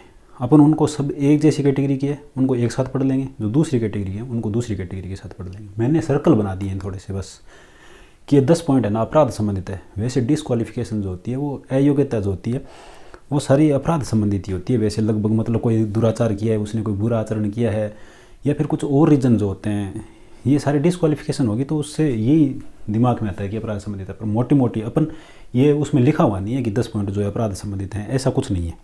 अपन ने सिर्फ याद करने के लिए ऐसा दायरा फिट किया है, ठीक है। तो देखते हैं इसमें अपन ने अपराध संबंधित में 10 पॉइंट मोटे मोटे जो 19 पॉइंट में से 10 पॉइंट यहाँ पे मेंशन किए हैं। कौन कौन से 10 पॉइंट है वो देख लेते हैं। पहले 3 पॉइंट तो है ना सक्षम न्यायालय नाम आया है, उनमें 3 बार सक्षम न्यायालय का जिक्र हुआ है इसमें धारा 24 के अंदर। सक्षम न्यायालय में नैतिक अदमता व अन्य अपराध, जघन्य अपराध और नगर पालिका संपत्ति का गबन, इन तीनों मामलों में से, इन तीनों अपराधों में से सक्षम न्यायालय के सामने वो सक्षम न्यायालय उसको दोषी करार देता है, उनको दोषी घोषित कर देता है, उस व्यक्ति को दोषी घोषित कर देता है इन 3 मामलों में सक्षम न्यायालय, तो वह व्यक्ति डिस्क्वालीफाई माना जाएगा, वह व्यक्ति डिस्क्वालीफाई माना जाएगा। जैसे पहला कौन सा है, नैतिक अधमता या अन्य अपराध। इसके अंदर मतलब नैतिक मतलब मोरल जो होता है, अच्छे बुरे की पहचान होनी चाहिए उस व्यक्ति को। ऐसा नहीं है कि मतलब अच्छे बुरे की पहचान ही नहीं है और नगर पालिका में निर्वाचित होने के लिए नामांकन करवा रहा है तो वो क्वालिफाई नहीं होगा, उसमें डिस्क्वालीफाई होगा। अगर ऐसा नैतिक मुद्दे को लेकर उसके ऊपर कोई केस दर्ज हुआ है और उसको कोर्ट ने दोषी करार दिया है, ऐसे भी छोटे मोटे कोई अन्य अपराध जैसे चोरी वगैरह, छीना झपटी वगैरह अन्य अपराध, छोटे मोटे अपराध इसके अंदर आ जाएंगे। तो इन दोनों मामलों में सक्षम न्यायालय ने उसको दोषी करार दिया है, उस पर दोष सिद्ध हो चुका है, तो उसको 6 माह की सज़ा या उससे ज़्यादा की सज़ा भी मिली है। 6 माह की या 6 से ज़्यादा माह की, उसको 6 माह से ज़्यादा की सज़ा उसको मिली हुई है। तो वो बंदा जब रिहा होगा, जब बरी होगा वहाँ से, जब कारावास से बरी होगा, तो उस टाइम उस तारीख से 6 वर्ष तक चुनाव में भाग नहीं ले सकेगा। इसके लिए एक प्रावधान ये लिखा हुआ है, अलग से लिखा हुआ है, इसके साथ नहीं लिखा हुआ है, अलग से लिखा हुआ है, ठीक है ना। रिहा जब होगा, बरी जब होगा, तो उस तारीख से 6 वर्ष तक चुनाव में भाग नहीं ले पाएगा। तो ठीक है भाई, कोई बंदा मतलब इस मुद्दे को लेकर जेल में गया था, सुप्रीम कोर्ट सक्षम न्यायालय ने उसको दोषी करार दिया था और वो रिहा होने की जो तारीख है उसे 6 वर्ष तक चुनाव में भाग नहीं ले सकेगा, निर्वाचन में भाग नहीं ले सकेगा। पहला ये। दूसरा, अपने जघन्य अपराध लिखा है, मतलब सिर्फ याद करने के लिए लिखा है, ऐसा नहीं है कि जघन्य अपराध वहाँ पे लिखा हुआ है। तो बस मोटा मोटी अपराध ये है कि जघन्य अपराध मतलब बड़ा अपराध है, 5 वर्ष उसमें लिखा हुआ है, 5 वर्ष या 5 वर्ष से ज़्यादा की सज़ा है, कारावास है। तो वो मामला क्या है, विचाराधीन है कोर्ट के अंदर, मतलब इसमें न्यायालय के अंदर वो मामला चल रहा है। वो जमानत पे खैर बाहर हो सकता है, पर वो मामला चल रहा है और सुप्रीम को और ये जो कोर्ट है वो ये कह चुका है, जो सक्षम न्यायालय है वो कह चुका है कि इस मामले में इस बंदे को जो जमानत पे अभी बाहर है, इसको कम से कम 5 साल की सज़ा होगी या इससे ज़्यादा की ही सज़ा होगी। तो ऐसे अपराध वाला डिस्क्वालीफाई होगा। तीसरा है नगर पालिका संपत्ति का गबन। तो न कोई नगर पालिका संपत्ति का गबन करता है, मतलब जिस तरह से कोई प्लॉट वगैरह नगर पालिका संपत्ति के पास में पहले खाली प्लॉट था, नगर पालिका की ज़मीन थी, उस पर कोई प्लॉट वगैरह बना लिए, फर्जी पट्टे वगैरह बनवा लिए, सारे काम कर लिए, नगर पालिका संपत्ति का उसने गबन किया है। या कोई टेंडर वगैरह छोड़ती है, मतलब नगर पालिका के अंदर टेंडर वगैरह रिलीज होते हैं, उसके अंदर कोई संविदा जारी करता है, तो उसके अंदर उन्होंने पैसे वैसे खा लिए, कुछ भी करके उसने नगर पालिका संपत्ति का गबन किया है, मतलब हड़पी है उसको, नगर पालिका संपत्ति को अर्जित किया उसने। तो इस मामले के अंदर अगर गबन वाला केस बनता है तो वो हमेशा के लिए निर्वाचन में कभी भाग नहीं ले सकेगा, निर्भर होगा, ये डिस्क्वालिफिकेशन है उसकी। तो ये 3 मुद्दे तो सक्षम न्यायालय ने उसको मतलब होना चाहिए, ऐसा नहीं किसी के कहने पर कि उसने गबन किया तो गबन किया है, सक्षम न्यायालय उसे दोषी घोषित करेगा, उसके बाद ही ये डिस्क्वालीफाई होगा। तो ये 3 पॉइंट तो आपकी मोटा मोटी समझ में आ गई होगी, नॉर्मल से देखते ही समझ में आ रहे हैं। कोई नैतिक अदमता है, कोई जघन्य अपराध है, या नगर पालिका संपत्ति का गबन किया है, और ऐसा सिद्ध हो चुका है किसके द्वारा, सक्षम न्यायालय के द्वारा। सक्षम न्यायालय जिस कोर्ट के अंदर, जिस न्यायालय के अंदर उसकी सुनवाई चल रही है उसको सक्षम न्यायालय बोल दिया। तो सक्षम न्यायालय में उसकी जिसमें सुनवाई चल रही है उस न्यायालय ने उसको दोषी सिद्ध कर दिया, दोषी घोषित कर दिया है। तो वह बंदा इन 3 पॉइंटों के आधार पर डिस्क्वालीफाई होगा। पहली बात, सिर्फ और सिर्फ पहले पॉइंट में जो नैतिक अदमता और अन्य अपराध वाला मामला है जिसमें 6 माह या उससे ज़्यादा की सज़ा होती है, उस वाले मामले में जब वो रिहा होगा उसके 6 वर्ष बाद वह निर्हर नहीं रहेगा, यानी डिस्क्वालीफाई नहीं रहेगा। 6 वर्ष बाद वो चुनाव में भाग ले सकेगा। अब ये 6 वर्ष अपन 2-3 जगह पढ़ेंगे कि 6 वर्ष के बाद में ही भाग ले सकता है। अब इसको 5 वर्ष क्यों नहीं किया, 7 वर्ष, 8 वर्ष क्यों नहीं किया, 6 वर्ष ही क्यों किया, इस बात पे थोड़ी सी अगर चर्चा करें तो ऐसा हो सकता है कि मान लो वो आज चंदू है, चंदू आज कोर्ट से रिहा हुआ है, कोर्ट से रिहा होने के बाद में वो आते बाहर देखता है कि नगर पालिका के चुनाव चल रहे हैं, अपना निर्वाचन में नामांकन करवा लेते हैं। तो चंदू जैसे ही नामांकन करवाना जाएगा तो उस पर जब ये मुकदमा चला था और वो अभी बरी हुआ है तो सरकार, तो वो अधिकारी उनको कहेंगे कि आप नामांकन नहीं करवा सकते, आप 6 साल के बाद ही करवा सकते हैं। तो वो कहेगा अच्छा इस चुनाव के अंदर भी नहीं करवा सकता, आगे वाले चुनाव भी 5 साल कंप्लीट होते होते दूसरे चुनाव होंगे उसमें भी नहीं करवा सकता। 6 वर्ष करने का मतलब एक ही है, 2 चुनावों से उसको वंचित करना है, 2 चुनावों से उसको वंचित करना है। एक तो जो चल रहा है, एक आगे जो होगा 5 वर्ष का कार्यकाल कंप्लीट होने के बाद आगे वाला चुनाव होगा उसमें भी वो पार्टिसिपेट नहीं कर सकेगा। तो चंदू 2 चुनावों के लिए डिस्क्वालीफाई हो जाएगा। तो ये बात है इसके अंदर 6 वर्ष के बाद, 6 वर्ष वाले मुद्दे पे इतनी सी चर्चा बनती है। तो ये 3 पॉइंट तो आपके समझ में आए होंगे। याद रखने के लिए सक्षम न्यायालय लिखा है, 3 पॉइंट सक्षम न्यायालय से रिलेटेड है बस, और बाकी अपराध संबंधित 10 पॉइंट जो याद रखने के लिए लिखे हैं, 3 पॉइंट जिसमें सक्षम न्यायालय से संबंधित अपराध वाले में 3 पॉइंट अपने कंप्लीट हो जाते हैं। उसके बाद में अपने 2 पॉइंट अलग से याद रखना है। एक तो खाद्य अपमिश्रण निवारण अधिनियम के अधीन वो दोषी है।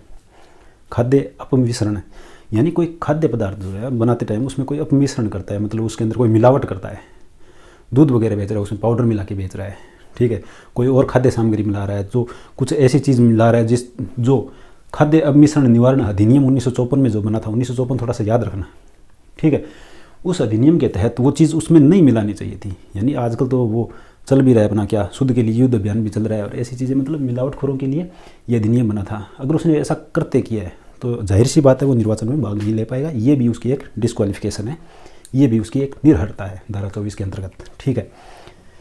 एक तो ये हो गया। एक है दंड प्रक्रिया संहिता, CRPC नाम सुना होगा आपने। तो इसका मतलब इसके तहत, मतलब इस संहिता के तहत 1973 की है, 1973 में लागू होती है। तो धारा 110 के तहत, इसके धारा 110 के तहत क्या होता है, पहले तो इतना देखो, इसको साइड में रखो, पहले इतना देखो, धारा दंड प्रक्रिया संहिता के अकॉर्डिंग धारा 110 के तहत दोषी है कोई तो धारा 117 के तहत आदेश जारी कर सकता है। कौन? जिला मजिस्ट्रेट वगैरह, SDM कोर्ट जो होता है, प्रशासनिक अधिकारी जो होते हैं, वो क्या करेंगे, एक आदेश जारी करेंगे। धारा 117 के तहत एक आदेश जारी करेंगे, और वो आदेश जब तक रहेगा तब तक वह निर्वाचन में भाग नहीं ले पाएगा, वह दोषी रहेगा। अच्छा, वो निर्हर रहेगा, डिस्क्वालीफाइड रहेगा, ठीक है। अब ये समझना धारा 110 है क्या। धारा 110 में ये है कि कोई आभासिक अपराधी है, कोई आभासिक मतलब आदतन अपराधी है, आदत वगैरह की आदत है कि आज अपराध किया है, सज़ा काटने के बाद आते फिर उसे वापस से वो, या फिर जमानत पे रिलीज़ हुआ है, जमानत पर बरी होने के बाद फिर से वही अपराध कर रहा है वो। जिस तरह से छोटे मोटे अपराध, कोई चोरी की आदत है, कोई अपहरण वगैरह है, कोई मतलब किसी को दूसरे को ये प्रेरणा देना कि हाँ भाई ये चोरी वगैरह करो, ये ठीक रहता है मामला, उसको उनको प्रेरित करना, प्रेरक का काम कर रहा है। ऐसे कोई छोटे मोटे अपराध वो आदतन करता है। जैसे वो, जब उसमें क्या होता है कि जब जिला मजिस्ट्रेट उसको बरी करता है तो एक अपेक्षा करता है उससे कि अगली बार तुम ये नहीं करोगे, ये उम्मीद उसको रहती है, ये अपेक्षा उससे करता है, क्योंकि वो उससे शांति भंग होती है, समाज में शांति भंग होती है। तो और जिला मजिस्ट्रेट का काम क्या होता है, शांति बनाए रखना होता है। तो उसके तहत ही इस धारा में इतना कुछ लिखा हुआ है कि अपराधी जो होते हैं ना आभासिक, उनके सदाचार हेतु अगर वो जमानत पे फ्री हो रहा है, जमानत पे उसको छोड़ रहे हैं कि आपको जमानत तो दे रहे हैं, पर उनको एक प्रतिभूति लेटर, मतलब प्रतिभूति एक होता है कि बॉन्ड लेटर बोलते हैं उसको, बंद पत्र जो होता है, उसको उसके द्वारा लिखवा लिया जाता है और कहा जाता है कि अगर आप दोबारा इसमें जुर्म करते हुए पाए जाते हैं तो आपके लिए इस सज़ा का प्रावधान होगा। ऐसा कुछ बॉन्ड वगैरह लिखवा लेते हैं और वो एक प्रकार की सिक्योरिटी होती है, उसके लिए उस अपराधी के लिए एक सिक्योरिटी होती है। अच्छा, वो प्रतिभूति जो जारी की जाती है ना, प्रतिभूति वाला जो आदेश जारी किया जाता है ना, वो धारा 117 के तहत किया जाता है। बस इतनी सी बात याद रखना ना। ये मामला अगर समझ में आ रहा है तो ठीक है, पर इतना ज़रूर याद रखना कि आदतन जो अपराधी होते हैं, जो जमानत पे बरी होते हैं, उनको एक बॉन्ड लेटर यानी बंद पत्र या प्रतिभूति जिला मजिस्ट्रेट के द्वारा पेश की जाती है। एक आदेश दिया जाता है उसके तहत कि आप दोबारा अगर ऐसा करोगे तो ये कार्रवाई आपके ऊपर होगी। यहाँ तक समझ में आ रही होगी बात? तो ठीक है, तो वह उस सिक्योरिटी के दायरे में रहता है। अच्छा, वो आदेश कितने दिनों के लिए अपने जिला मजिस्ट्रेट ने जारी किया है?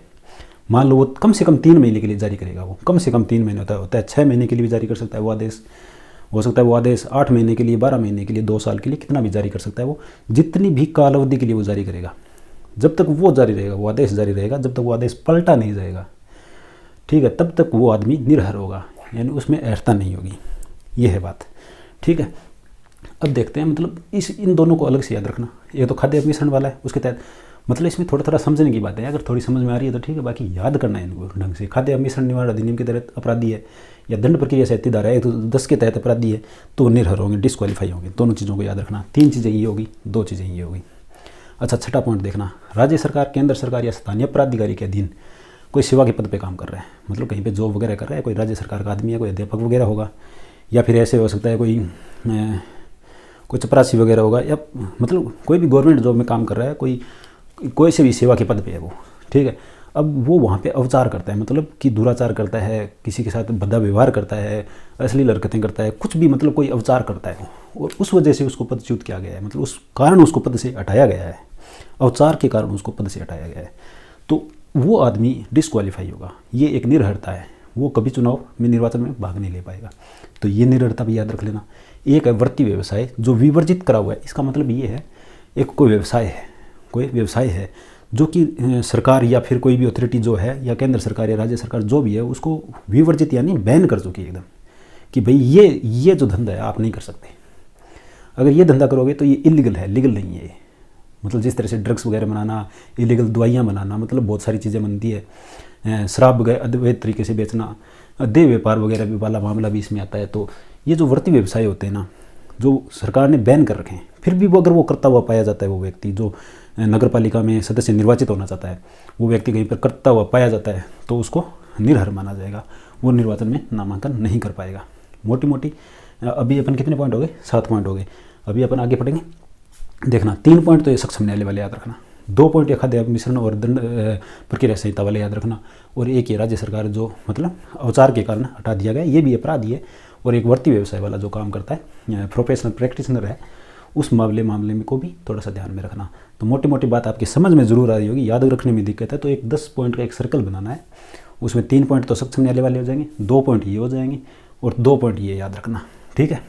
तो कितने? 7 पॉइंट हो गए। अब 3 पॉइंट और कुछ तो धाराओं संबंधित है कि उस धारा के तहत निर्हरित होगा, धारा 245 के तहत निर्हरित होगा, धारा 35 और 41 के तहत निर्हरित होगा। ये चीज़ें भी अपन देखेंगे, धाराओं वाला एक पोर्शन रह जाता है इसमें, और कुछ और निर्भरताएँ भी हैं 2-3, वो भी देखते हैं अपन, ठीक है।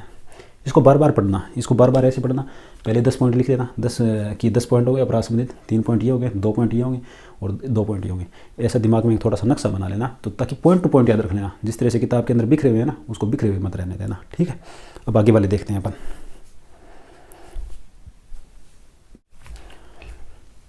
अब देखो आगे 8 नंबर पॉइंट देखते हैं, 9 नंबर और 10 नंबर पॉइंट। अपराध संबंधी 10 पॉइंट देखे थे अपने। अपराध संबंधी कितने पॉइंट थे? अपराध संबंधी थे 10 पॉइंट। अपराध संबंधी 10 पॉइंट थे। अपन ने कितने पॉइंट देख लिए? 7 पॉइंट पहले देख लिए, 3 पॉइंट अभी देखते हैं। तो पहले तो एक बात सुनो मेरी ध्यान से, पहले तो निर्भरता के लिए धाराएं थोड़ी सी याद कर लो, ताकि क्या दिमाग में थोड़ी सी क्लैरिटी रहे। अगर याद होती है तो अच्छी बात होती है, अगर याद रहता है तो अच्छी बात होती है। यहाँ पे कुछ धाराएं याद हो रही है, वो अच्छी बात है, पहली बात ये। और फिर थोड़े से इनसे रूबरू हो जाते हैं। पहले तो ये सुनो कि धारा 24 कहती है सदस्यों के लिए निर्भरता। धारा 24 में एक उपबंध लिखा हुआ है कि धारा 245 के अधीन, धारा 245 के तहत हम किसी सदस्य को डिस्क्वालीफाई कर सकते हैं, निर्हरित कर सकते हैं। ये बात ध्यान में रखो। धारा 24 क्या कहती है? धारा 24 में एक उपबंध लिखा हुआ है। धारा 24 कहती है कि हम धारा 245 के तहत किसी को निर्हर घोषित कर सकते हैं। यानी डिस्क्वालीफाई घोषित कर सकते हैं। धारा 24 ये भी कहती है हम धारा 35 के तहत हम किसी को निर्हर घोषित कर सकते हैं। धारा 24 ये भी कहती है हम धारा 41 के तहत किसी को निर्हर घोषित या डिस्क्वालीफाई घोषित कर सकते हैं। पहले तो ये 2-3 लाइनें 2-3 बार बोलोगे तो याद हो जाएगी, थोड़ी सी क्लैरिटी आती है और कुछ नहीं होगा इसमें, कि धारा 245 के तहत किसी को निर्हर घोषित किया जा सकता है, धारा 35 के तहत किसी को निर्हर घोषित किया जा सकता है, धारा 41 के तहत किसी को निर्हर घोषित किया जा सकता है। पहली बात तो ये। अब धारा 245 है क्या, पहले तो ये समझते हैं धारा 245 क्या है। धारा 245 है कि सार्वजनिक भूमि पर अतिक्रमण या बाधा कोई करता है, सार्वजनिक भूमि पर कोई अतिक्रमण करता है या कोई बाधा उत्पन्न करता है, वहाँ पे कोई काम हो रहा है तो बाधा उत्पन्न कर रहा है कि ये नहीं सार्वजनिक नहीं है, ये मेरी भूमि है या किसी और इंसान की है, या ऐसे करके कुछ बाधा उत्पन्न करता है। धारा 245 को अपन डिटेल में पढ़ेंगे टाइम आने पर अभी इतना ध्यान रखो कोई अतिक्रमण से संबंधित है, सार्वजनिक भूमि के अतिक्रमण से संबंधित है। तो धारा 24 कहती है धारा 245 के तहत कोई सार्वजनिक भूमि पर अतिक्रमण करता है या कोई उसको बाधा पहुंचाता है तो वो व्यक्ति डिस्क्वालीफाई घोषित होगा, वह व्यक्ति निर्वाचित नहीं होके सदस्य नहीं बन सकता, निर्वाचित होके सदस्य नहीं बन सकता, सदस्य के लिए निर्हरता है। एक तो ये बताती है। अब धारा 35 व धारा 41 के तहत वह कैसे निर्हरित होगा, उस चीज़ को समझने के लिए पहले 28, 29, 39, 40 ये धाराएं देखनी पड़ेगी अपने को। पहले देखते हैं धारा 28 क्या है। धारा 28 के अंदर निर्वाचन संबंधी अपराध लिखे हुए हैं। धारा 28 को पढ़ेंगे, डिटेल में पढ़ेंगे, धाराएं अपन डिटेल में पढ़ेंगे बातें। एक बार मोटी मोटी निगाहों से, सरसरी निगाहों से एक बार देख लो कि धारा 28 में लिखा है निर्वाचन संबंधी अपराध। निर्वाचन संबंधी अपराध जैसे कैसे मान सकते हो, कौन से अपराध हो सकते हैं निर्वाचन संबंधी अपराध। निर्वाचक नामावली में उसने गलत नाम ऐड करवा लिया, किसी वार्ड से था दूसरे वार्ड की निर्वाचक नामावली में अपना नाम ऐड करवा लिया, कोई मिथ्या घोषणा वाला अपन धारा 15 में पढ़ा था ना, मिथ्या घोषणा कर दी उसने, कोई परिवेष्टि को लेकर उसने मिथ्या घोषणा कर दी कि भाई ये जो था ये नाम ये नहीं होगा, ये नाम दूसरा होगा, आपने गलत ऐड किया है, ये इसका नाम यहाँ पे नहीं आएगा, कोई मतदाता का नाम यहाँ पे आएगा, इस निर्वाचक नामावली में आएगा, ऐसे करके कोई निर्वाचन संबंधी उसने अपराध किया है, वो धारा 28 है। तो निर्वाचन संबंधी अपराध धारा 28 में लिखे हुए हैं। एक बात, धारा 29 क्या है। धारा 29 में क्या लिखा हुआ है, भ्रष्ट आचरण संबंधी अपराध लिखे हुए हैं। भ्रष्ट आचरण क्या होता है, मैं ऐसे ही मोटा मोटा समझा रहा हूँ आपको, है ना। धारा 29, 28 अपन ध्यान से ढंग से पढ़ेंगे। भ्रष्ट आचरण अपराध होते हैं कि किसी ने किसी को रिश्वत देकर, 2 उम्मीदवार खड़े थे उनको बैठा दिया और खुद वहाँ पे मतलब निर्हरित नहीं है वो पहले तो, और क्वालिफाई है, सारी क्वालिफिकेशन खुद रखता है, बाकी 2 को बैठा दिया, खुद अकेला वहाँ पे खड़ा रहा और निर्वाचित हो गया। ये भ्रष्टाचार ही तो है। किसी को रिश्वत दे के वोट ले रहा है, ये भ्रष्टाचार ही तो है। तो इस प्रकार के भ्रष्ट आचरण वाले अपराध होते हैं, वो धारा 29 के अंदर लिखे हुए हैं। तो भ्रष्ट आचरण वाले थोड़े से ध्यान में रख लेना कि भ्रष्ट आचरण से संबंधित ये चीज़ें होती है कि रिश्वत ले देकर कुछ गलत काम करता है, निर्वाचन संबंधी कोई निर्वाचक नामावली में गड़बड़ करता है। तो ये 28 और 29 को ऐसे याद रख लेना कि 28 में निर्वाचन संबंधी अपराध है, 29 में भ्रष्ट आचरण वाले अपराध है। ठीक है। धारा 39 क्या है, सदस्य को हटाया जाना, मतलब कोई सदस्य निर्वाचित हो चुका है, ठीक है, और नगर पालिका का सदस्य है, अब उसको या तो अविश्वास प्रस्ताव जो कि अपन आगे पढ़ेंगे 2 साल के बाद में ही लाया जा सकता है, या फिर कोई उसने दुराचार वगैरह कर दिया तो राज्य सरकार उसको पहले ही हटा सकती है। बड़ी बात नहीं है। सदस्य को हटाए जाने के प्रावधान जितने भी हैं धारा 39 के अंदर लिखे हुए हैं। समझ में आई बात। धारा 40 में क्या लिखा है, धारा 40 में लिखा है कि पदावधि की समाप्ति के पश्चात कुछ कथनों की जाँच की जाती है, की जा सकती है, कुछ कथनों की जांच की जा सकती है। धारा 40 में लिखिए पदावधि समाप्त हो गई, मतलब निर्वाचित होकर आ गया, उसके बाद कार्यकाल भी कंप्लीट कर लिया, उसके बाद में देख सकते हैं कि धारा 40 के तहत देख सकते हैं कि जांच कर सकते हैं उसकी कि बंदे ने कुछ सही काम तो किया था ना, कोई गलत तो काम नहीं किया था ना। निर्वाचन में नामांकित जब हुआ था तब तो सही था, बाद में उसने कोई गलत करते तो नहीं किया ना। ये चीज़, इस चीज़ की जाँच हो सकती है धारा 40 के तहत। पदावधि की समाप्ति के पश्चात कुछ कथनों की जाँच हो सकती है, कुछ कथनों, कुछ तथ्यों की जाँच। कुछ कथन लिखे हैं इसलिए मैंने कथन लिख दिए यहाँ पे। ये धारा 40 है। तो धारा 39 सदस्य को हटाए जाने से संबंधित है। धारा हटाया क्यों जाएगा, कोई ना कोई गलत काम करेगा तभी तो हटाया जाएगा उसको, बीच में हटाया जाना, बीच में हटाया जाना। और पदावधि कंप्लीट होगी उसके पश्चात उसके कथनों की जांच की जा रही है, यानी किसी ने कुछ उस पर आरोप वगैरह लगाए होंगे तो जांच तो बनती है ना। किसी ने कोई आरोप लगा दिया उसके ऊपर कि साहब जो पिछली बार अपने जो महापौर साहब थे या कोई सांसद जो मतलब अपने पार्षद साहब थे, उन्होंने ये काम गलत किया था उन्होंने, तो उसकी जाँच हो सकती है धारा 40 के तहत। तो ये धारा 28, 29, 30 और 40 थी, 39 और 40 थी। उम्मीद करता हूँ धाराएं थोड़ी समझ में आई होगी। अब देखना इनके तहत सदस्यों की निर्हरताएँ कैसे होती है। ठीक है। अब धारा 24 कहती है कि धारा 35 और धारा 41 के तहत कोई आदमी निरहर है तो वह क्वालिफाई नहीं होगा, वह डिसक्वालीफाई होगा, उसको डिसक्वालीफाई घोषित करती है धारा 24। धारा 35 क्या कहती है?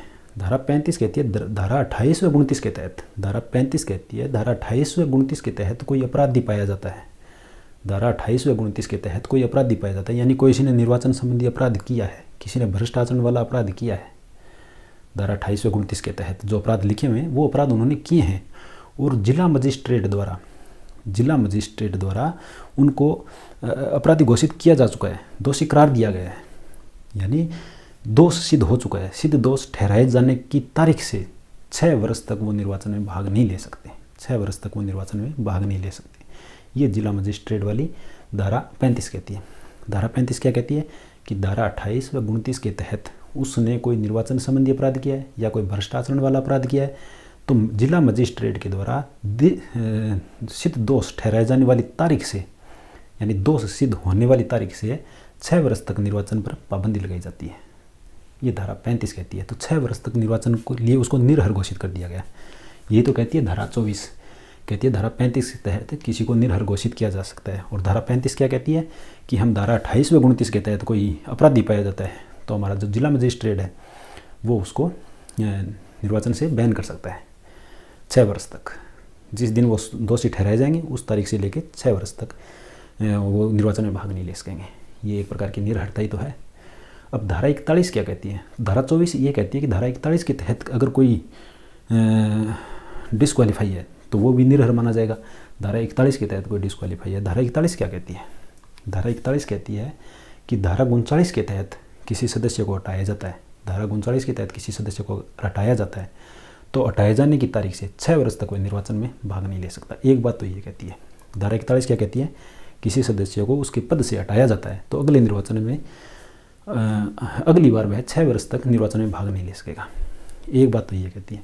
एक बात कहती है कि धारा 40 के तहत पदावधि के समाप्ति के बाद उसकी जांच की जाती है और जांच उसके प्रतिकूल निष्कर्ष निकल के आते हैं, प्रतिकूल निष्कर्ष निकल के आते हैं, यानी उसके अपोजिट निष्कर्ष निकल आते हैं। कोई आदमी था, उसने उसके ऊपर आरोप लगा दिए, सदस्य के ऊपर आरोप लगाने के बाद उसके आरोप सही निकल के आ गए, यानी उस सदस्य के लिए जिसने पदावधि कंप्लीट करी थी उसके लिए तो वो निष्कर्ष जो निकल के आए थे वो तो उल्टे हो गए ना। उसके लिए तो वो निष्कर्ष जो थे वो मतलब उल्टे पड़ गए ना। उसके लिए तो वो एक प्रकार से वो अपराधी बन गया ना कि हाँ वो आरोप उसके ऊपर सही सिद्ध हो गए। मैं कहना ये चाहता हूँ कि उसके ऊपर वो आरोप अगर सही सिद्ध हो जाते हैं, यानी प्रतिकूल निष्कर्ष जिस सदस्य ने यहाँ पे कार्यकाल कंप्लीट किया था उसके कथनों की जांच की गई और उसके प्रतिकूल निष्कर्ष निकल के आ गए और ये प्रतिकूल निष्कर्ष अभिलिखित किए जाते हैं, लिखे जाते हैं और जिस तारीख से लिखे जाते हैं ना उस तारीख से 6 वर्ष तक वह निर्वाचन में भाग नहीं ले सकता। उस तारीख से वह 6 वर्ष तक निर्वाचन में भाग नहीं ले सकता। धारा 41 ये कहती है। धारा 41 कहती है, 2 बात कहती है कि धारा 39 के तहत किसी सदस्य को हटाया गया है। धारा 41 2 बात कहती है कि धारा 39 के तहत किसी सदस्य को हटाया गया है तो हटाए जाने की तारीख से 6 वर्ष तक वह निर्वाचन में भाग नहीं ले सकता। और धारा 41 दूसरी बात यह कहती है कि धारा 40 के तहत पदावधि के बाद कुछ तथ्यों की जांच करने के बाद अगर उस व्यक्ति में कोई प्रतिकूल निष्कर्ष निकल के आते हैं तो जिस दिन वो प्रतिकूल निष्कर्ष अभिलिखित किए जाते हैं, लिखे जाते हैं, उस दिन से 6 वर्ष तक वह निर्वाचन में भाग नहीं ले सकेगा। ये निरहरता ही तो है। निर्वाचन में भाग नहीं ले सकना एक प्रकार की डिस्क्वालिफिकेशन ही तो है। तो ये चीज़ है। इन चीज़ों को अगर सही तरीके से मान लो एक बार इन धाराओं को अपन समझेंगे तो समझ में आ जाएगी बात। ठीक है, अगर आपके समझ में आ गई है तो अच्छी बात है, वरना एक एग्जाम्पल के द्वारा समझ लेंगे अपन। जब धारा 35, 28, 29 से सारी धाराएं पढ़ेंगे तो ऑटोमेटिक समझ में आ जाएगी। मैंने वो छोटा सा प्रयास किया आपको समझाने के लिए ताकि यहाँ पे आपके समझ में आ जाए। तो अगर मोटा मोटी इसको समझा जाए, अगर मान लो सीधा वहाँ पे क्वेश्चन आ सकता है, कोई बड़ी बात नहीं है। उन्होंने लिखा धारा 35, धारा 28 सब कुछ लिखा हुआ आ सकता है वहाँ पे, इसलिए मैंने ये समझाया है। आप है ना इसको पढ़ो ना तो ऐसे पढ़ सकते हो कि धारा 245 के तहत छोड़ दो, धाराएं याद मत करो, सीधा पढ़ दो। सार्वजनिक भूमि पर किसी ने अतिक्रमण किया तो निरहर होगा, यानी डिस्क्वालीफाई होगा। निर्वाचन संबंधी किसी ने अपराध किया है तो वह क्या होगा? डिस्क्वालीफाई होगा। और कितने दिन के लिए डिस्क्वालीफाई होगा? जिस दिन उसने अपराध किया था और ये अपराध सिद्ध हुआ था उस दिन से 6 वर्ष तक। और याद कर लो, किसी ने भ्रष्टाचरण वाला अपराध किया है, किसी ने भ्रष्टाचरण वाला अपराध किया है और वह अपराध जिस दिन से सिद्ध हुआ है उस दिन से 6 वर्ष तक वह डिस्क्वालीफाई होगा। और किसी सदस्य को हटाया गया तो आगे आने वाले निर्वाचन में भाग 6 वर्ष तक आगे वाले निर्वाचन में भाग नहीं ले सकेगा। 6 वर्ष तक आगे निर्वाचन में भाग नहीं ले सकेगा। अगर किसी ये याद रखना, किसी सदस्य ने कार्यकाल पूरा कर लिया था, उसके बाद उसके सारे कथनों की जांच वगैरह हुई थी, तो वो वहाँ पे मतलब आरोपी सिद्ध हुआ था, वहाँ पे वो आरोपी सिद्ध हुआ था। तो आरोपी सिद्ध होने के जिस दिन वो आरोपी सिद्ध हुआ था उस दिन से 6 वर्ष तक वो निर्वाचन में भाग नहीं ले सकेगा। मोटा मोटी ऐसे भी याद कर सकते हो इस चीज़ को। उम्मीद करता हूँ ये चीज़ आपकी बिल्कुल समझ में आई होगी। अगर समझ में नहीं आई तो दोबारा इस वीडियो को वापस करके देखना, बार बार देखना, समझ में आ जाएगी। भाषा थोड़ी सी क्लिष्ट है ना, इसलिए तो मुश्किल से समझ में आती है चीज़ें। आगे देखते हैं। अच्छा, अपराध संबंधी में अपन ने 8 और 9 पॉइंट के लिए 7 पहले किए थे, 8 और 9, 10 नंबर पॉइंट क्या है? नगर पालिका सौदे की राशि बकाया है। मान लो कि नगर पालिका है, फैसिलिटियाँ, बहुत सारी फैसिलिटीज़ सदस्यों को, मतलब सभी लोगों को वहाँ पे फैसिलिटीज़ देती है, अपने को भी मिलती है, लाइट वगैरह की सुविधा मिलती है, पानी वगैरह की सुविधाएं मिलती है। तो किसी व्यक्ति का अगर वो जो सुविधाएं उसने ली है उसका बिल बाकी पड़ा है, अभी तक उसकी राशि बाकी है। मान लो, एग्जाम्पल के द्वारा समझा रहा हूँ, मान लो और भी कोई राशि उसके पास राशि रह सकती है, जिस तरह से कोई टेंडर या कोई सुविधा होती है, उसके तहत उसने कोई करार किया था, तो उस टाइम की उसकी राशि उसके पास बची हुई है। तो किसी प्रकार की राशि उसके पास बची हो सकती है। वो कितने दिनों से बची हुई है? 2 वर्ष या 2 से ज़्यादा वर्षों से उसके पास वो राशि बकाया है अभी भी, यानी बिल बकाया है भाई, उसका बिल अभी भी बकाया है। तो उस पर और कार्रवाई, मतलब उस पर कार्रवाई भी चालू हो चुकी है, उस पर कार्रवाई भी चालू हो चुकी है। तो वह सदस्य निर्भर होगा, वह सदस्य निर्वाचन में भाग नहीं ले सकेगा। ठीक है, निर्वाचन में भाग नहीं ले सकेगा, सदस्य बनने के लायक नहीं है वो, क्योंकि उस बिल की राशि बकाया पड़ी है अभी तक उसकी। तो ये नॉर्मल सा रीज़न ये हो सकता है। ये देखो 10 पॉइंट जो थे ना, वो अपराध संबंधी मैंने ऐसे क्राइटेरिया बनाया था और उसमें 10 पॉइंट मैंने डाले। तो याद रखना कौन कौन से 10 पॉइंट है।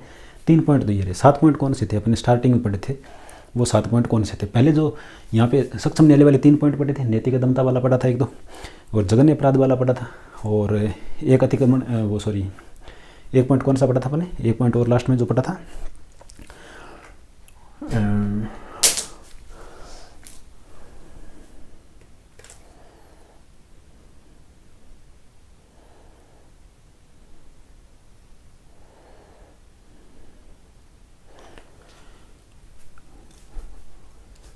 ठीक है। 1 पॉइंट और कौन सा पड़ा था? नगर पालिका में वो संपत्ति का, जो संपत्ति को गबन किया था, वो वाला 3 पॉइंट वहाँ पे सक्षम न्यायालय से संबंधित पड़े थे। उसके बाद में 2 पॉइंट अपने अपमिश्रण निवारण अधिनियम वाला पड़ा था, एक CRPC वाली धारा पड़ी थी 110 और 117 पड़ी थी।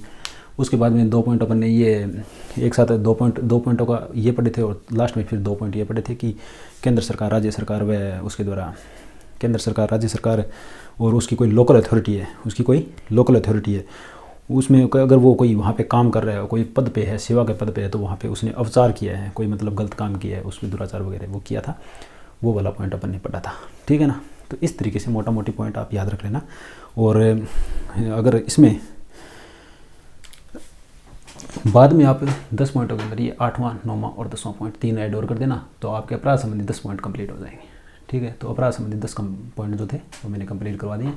अब 3 पॉइंट, 10 पॉइंटों का एक, मतलब 10 पॉइंट का एक सर्कल बनाया है आपने, 10 पॉइंट का एक सर्कल बनाया है। ठीक है, तो उसके बाद में अपन पढ़ते हैं नियुक्ति संबंधी 3 पॉइंट। 3 पॉइंट नियुक्ति संबंधी है, बिल्कुल इजी से, पहला दूसरा 2 पॉइंट साथ में पढ़ेंगे। मान लो कोई आदमी है, बहुत ईजी है, किसी के अधीन वैतनिक अंशकालिक नियुक्ति धारण करता है। वैतनिक या अंशकालिक मतलब महीने टू महीने, या अंशकालिक 10 दिन का काम करता है, या 5 दिन महीने 5 दिन का काम करता है, अंशकालिक इस प्रकार से। या वैतनिक मतलब पूरे महीने के लिए काम करता है, वेतन आता है हर महीने, उसका एक निर्धारित वेतन है। तो कहीं पे वो नियुक्ति धारण कर रखी है उसने, अंशकालिक या वैतनिक नियुक्ति धारण कर रखी है उसने। ठीक है, अच्छा किसके अधीन धारण कर रखी है? मान लो उसने राज्य सरकार के अधीन कर रखी है, या केंद्र सरकार के अधीन कर रखी है उसने नियुक्ति धारण, या कोई स्थानीय प्राधिकरण, लोकल अथॉरिटी है, उसके अधीन उसने क्या कर रखी है? उसके अधीन उसने नियुक्ति धारण कर रखी है। कोई व्यक्ति है, उसने नियुक्ति धारण कर रखी है, या तो वैतनिक या अंशकालिक। वैतनिक मतलब पूरे महीने टू महीने, अंशकालिक मतलब महीने में 5 दिन, 1 हफ्ता, 2 हफ्ता, इस प्रकार से उसने अंशकालिक नियुक्ति धारण कर रखी है। किसके अधीन कर रखी है?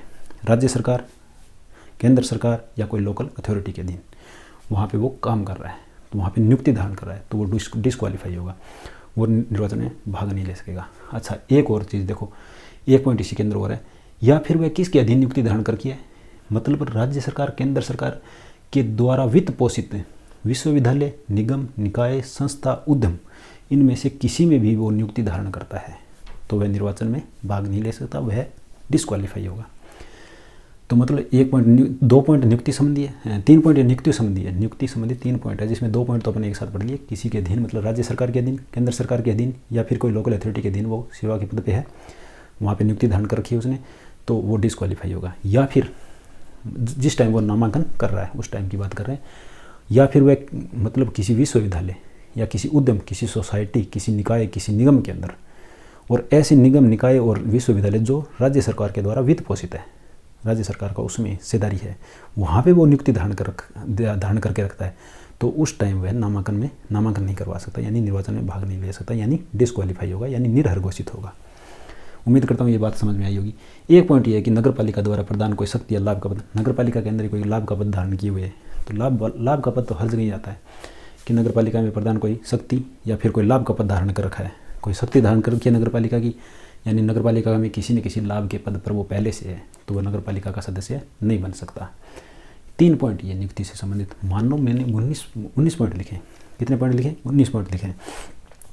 उसमें से देखो 10 पॉइंट तो अपने अपराध संबंधित कर लिए और 3 पॉइंट अपने नियुक्ति संबंधित कर लिए। 10 पॉइंट अपराध वाले अब बार बार लिख के देखना, मतलब 2 पॉइंट तो धाराओं से संबंधित थे, 3 पॉइंट सक्षम न्यायालय से संबंधित थे, 2 पॉइंट धाराओं से, 3 पॉइंट सक्षम न्यायालय से, अपमिश्रण वाला और CRPC वाला, और एक दुराचार वाला था, अवचार वाला, वो सेवा के पद पे रहता है, वहाँ पे अवचार वगैरह करता है, तो वो वाला था, संपत्ति का गबन वगैरह था। ये सारी चीज़ें आप एक साथ में याद करना। मेरा बस समझाने का इतनी देर यही उद्देश्य था, ताकि आप सारी चीज़ें एक साथ कलेक्ट करके कंपाइल करके पढ़ना इस चीज़ को, ताकि आप ढंग से याद रख सको। क्योंकि पॉइंट ऑप्शन ऐसे आएंगे वहाँ पे, मान लो 4 ऑप्शन के 8 ऑप्शन बना के देंगे, वो पूछेंगे कितने कथन सत्य हैं, 2 कथन सत्य हैं, 3 कथन सत्य हैं। एकदम बढ़िया तरीके से क्लैरिटी के साथ याद होनी चाहिए चीज़ें, चाहे कम पढ़ लेना, क्लैरिटी के साथ होना, ठीक है। जो नहीं पढ़ी होगी वहाँ पे कम से कम नेगेटिव मार्किंग तो नहीं होगी, जो पढ़ा हुआ होगा, आधा अधूरा पढ़ा होगा, वहाँ पे नेगेटिव मार्किंग होगी, सिलेक्शन नहीं होगा भाई, बात है ये। तो कोई चीज़ पढ़ो तो उस चीज़ को ढंग से एकदम हर एक पॉइंट को समझते हुए पढ़ना, ऐसे मतलब घास मत काटना, आराम से समझते हुए पढ़ोगे ना तभी फायदा होगा, ठीक है। हर एक पॉइंट को आराम से पढ़ना। 10 पॉइंट अपराधों संबंधित अपने कैटेगरी बना ली, अपने एक सर्कल बना लिया, कुछ एक जनरल कैटेगरी बनाएंगे, एक सामान्य कैटेगरी बनाएंगे जिसमें 3-4 पॉइंट रखेंगे, एक मतलब अच्छी वाली क्वालिटी की, मतलब एक सर्कल ऐसा बना देंगे जिसके अंदर कुछ बढ़िया पॉइंट होंगे, इंपॉर्टेंट पॉइंट 2 पॉइंट है वो अपन पढ़ेंगे, अभी देखना है ना। तो वो चीज़ आप ध्यान में रखना, पॉइंट टू पॉइंट पढ़ते चलेंगे। लास्ट में इसको शॉर्ट नोट में, मतलब इसको शॉर्ट तरीके से भी देखेंगे एक बार अपन कि अपराध संबंधी 10 पॉइंट कौन से थे, नियुक्ति संबंधी कौन से थे, बेसिक पॉइंट कौन से थे, इस प्रकार से, ठीक है। तो ये यहाँ तक का कंप्लीट हो गया। अब आगे अपन देखते हैं, आगे वाले जो पॉइंट है ना, टोटल 10 पॉइंट कंप्लीट हुए हैं, 19 पॉइंट है, 9 पॉइंट और बाकी रहे, ठीक है।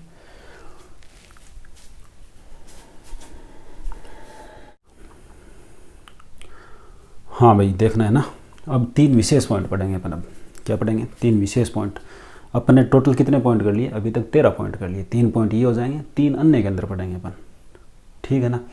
अभी तक अपन ने 10 अपराध वाले पॉइंट किए थे और 3 पॉइंट नियुक्ति संबंधित किए थे, और अब ये 3 पॉइंट जो है वो विशेष पॉइंट के तहत हैं। तो इनका सब का सब बाद में अपन है ना कंप्लीट जो 19 पॉइंट हो जाएंगे, उसके बाद एक बार फटाफट से रिवाइज कर लेंगे इसको, तो आप कंफ्यूज मत होना। और अभी अब 3 विशेष पॉइंट है, इन पे ध्यान देना कि पीछे क्या हो गया क्या नहीं हुआ वो बाद में देखेंगे। अभी 3 विशेष पॉइंट है, इन पे ध्यान देना आप। क्या क्या लिखा हुआ है इसमें? एक पॉइंट तो इसमें वैतनिक विधि व्यवसायी, कोई विधि व्यवसायी मतलब आप इसको एक वकील के रूप में इंक्लूड कर सकते हो कि ये वकील है, मान लो ये पॉइंट समझने के लिए आप इसको एक वकील मान लो। वैतनिक विधि व्यवसायी, विधि व्यवसायी यानी कानून, व्यवसायी मतलब काम करने वाला, कानून का काम करने वाला है, ऐसा कुछ समझ के वकील मान लो एक बार अब इसको। तो एक तो वकील से संबंधित है, विधि व्यवसायी से संबंधित है। दूसरा पॉइंट एक नगर पालिका द्वारा जारी किया गया कोई टेंडर वगैरह है, कोई संविदा है, कोई नियोजन, कोई डील है, उससे संबंधित है। तीसरा पॉइंट जो विधानसभा चुनावों से MLA चुनाव में जो आदमी डिस्क्वालीफाई हो जाता है, वहाँ पे नामांकन करवाने में डिस्क्वालीफाई रहा है वो, उससे संबंधित है। तीनों पॉइंट याद रखना आप, है ना। तीनों पॉइंट को कैसे याद रखोगे कि एक तो वो वकील वाला पॉइंट था, एक वो टेंडर वाला था, नगर पालिका द्वारा जारी किया जाता था, एक जो MLA के चुनाव में जो निर्भर हुआ था उसके लिए था। तो ये 3 अन्य विशेष जो पॉइंट है उसके अंदर ये तीनों पॉइंट याद रखना। पहला देखो, कोई ध्यान से समझो भी इसको। कोई व्यक्ति है, नामांकन भरते समय 2 बातें हुई है इसमें। पहली बात नामांकन भरते समय की है कि नामांकन भरते समय वैतनिक विधि व्यवसायी नियुक्त है, ठीक है। यहाँ तक समझ में आता है कि वह कोई वकील वगैरह के रूप में काम कर रहा है, ऐसा। तो या तो वह वहाँ पे अगर वो वकील के रूप में काम कर रहा है तो फिर वो कोई मुकदमा लड़ रहा है, या तो वो नगर पालिका की ओर से लड़ रहा है, या फिर नगर पालिका के विरुद्ध कोई पैरवी कर रहा है वकील के रूप में, या तो नगर पालिका की ओर से लड़ रहा है या नगर पालिका के विरुद्ध लड़ रहा है, बिल्कुल समझ में आ रही होगी बात, तो वह निर्भर होगा यानी डिस्क्वालीफाई होगा। जिस नगर पालिका से वह निर्वाचित होना चाहता है, जिसका वो सदस्य बनना चाहता है, और नामांकन भरते समय वो कोई न कोई मुकदमा नगर पालिका की ओर से या नगर पालिका के विरुद्ध वकील के रूप में पैरवी करते हुए लड़ रहा है, तो वह डिस्क्वालीफाई होगा, पहली बात।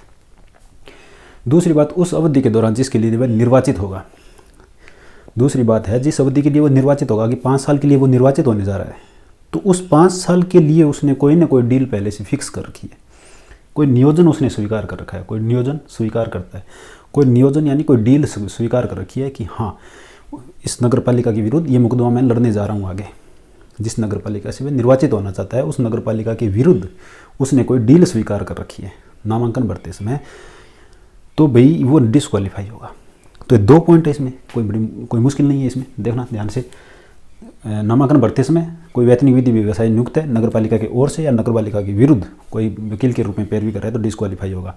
आगे आने वाले 5 साल के लिए उसने कोई डील वगैरह स्वीकार की है जिस नगर पालिका में से वह निर्वाचित होना चाहता है, उस नगर पालिका के विरुद्ध, तो वह डिस्क्वालीफाई होगा। दोनों बातें समझ में आ गई। तो वकील है भाई, वो उस नगर पालिका से निर्वाचित होना चाहता है, वहाँ से वह कोई प्रकार का मुकदमा नहीं लड़ सकता उस नगर पालिका से संबंधित। कुल मिला के बात ये है।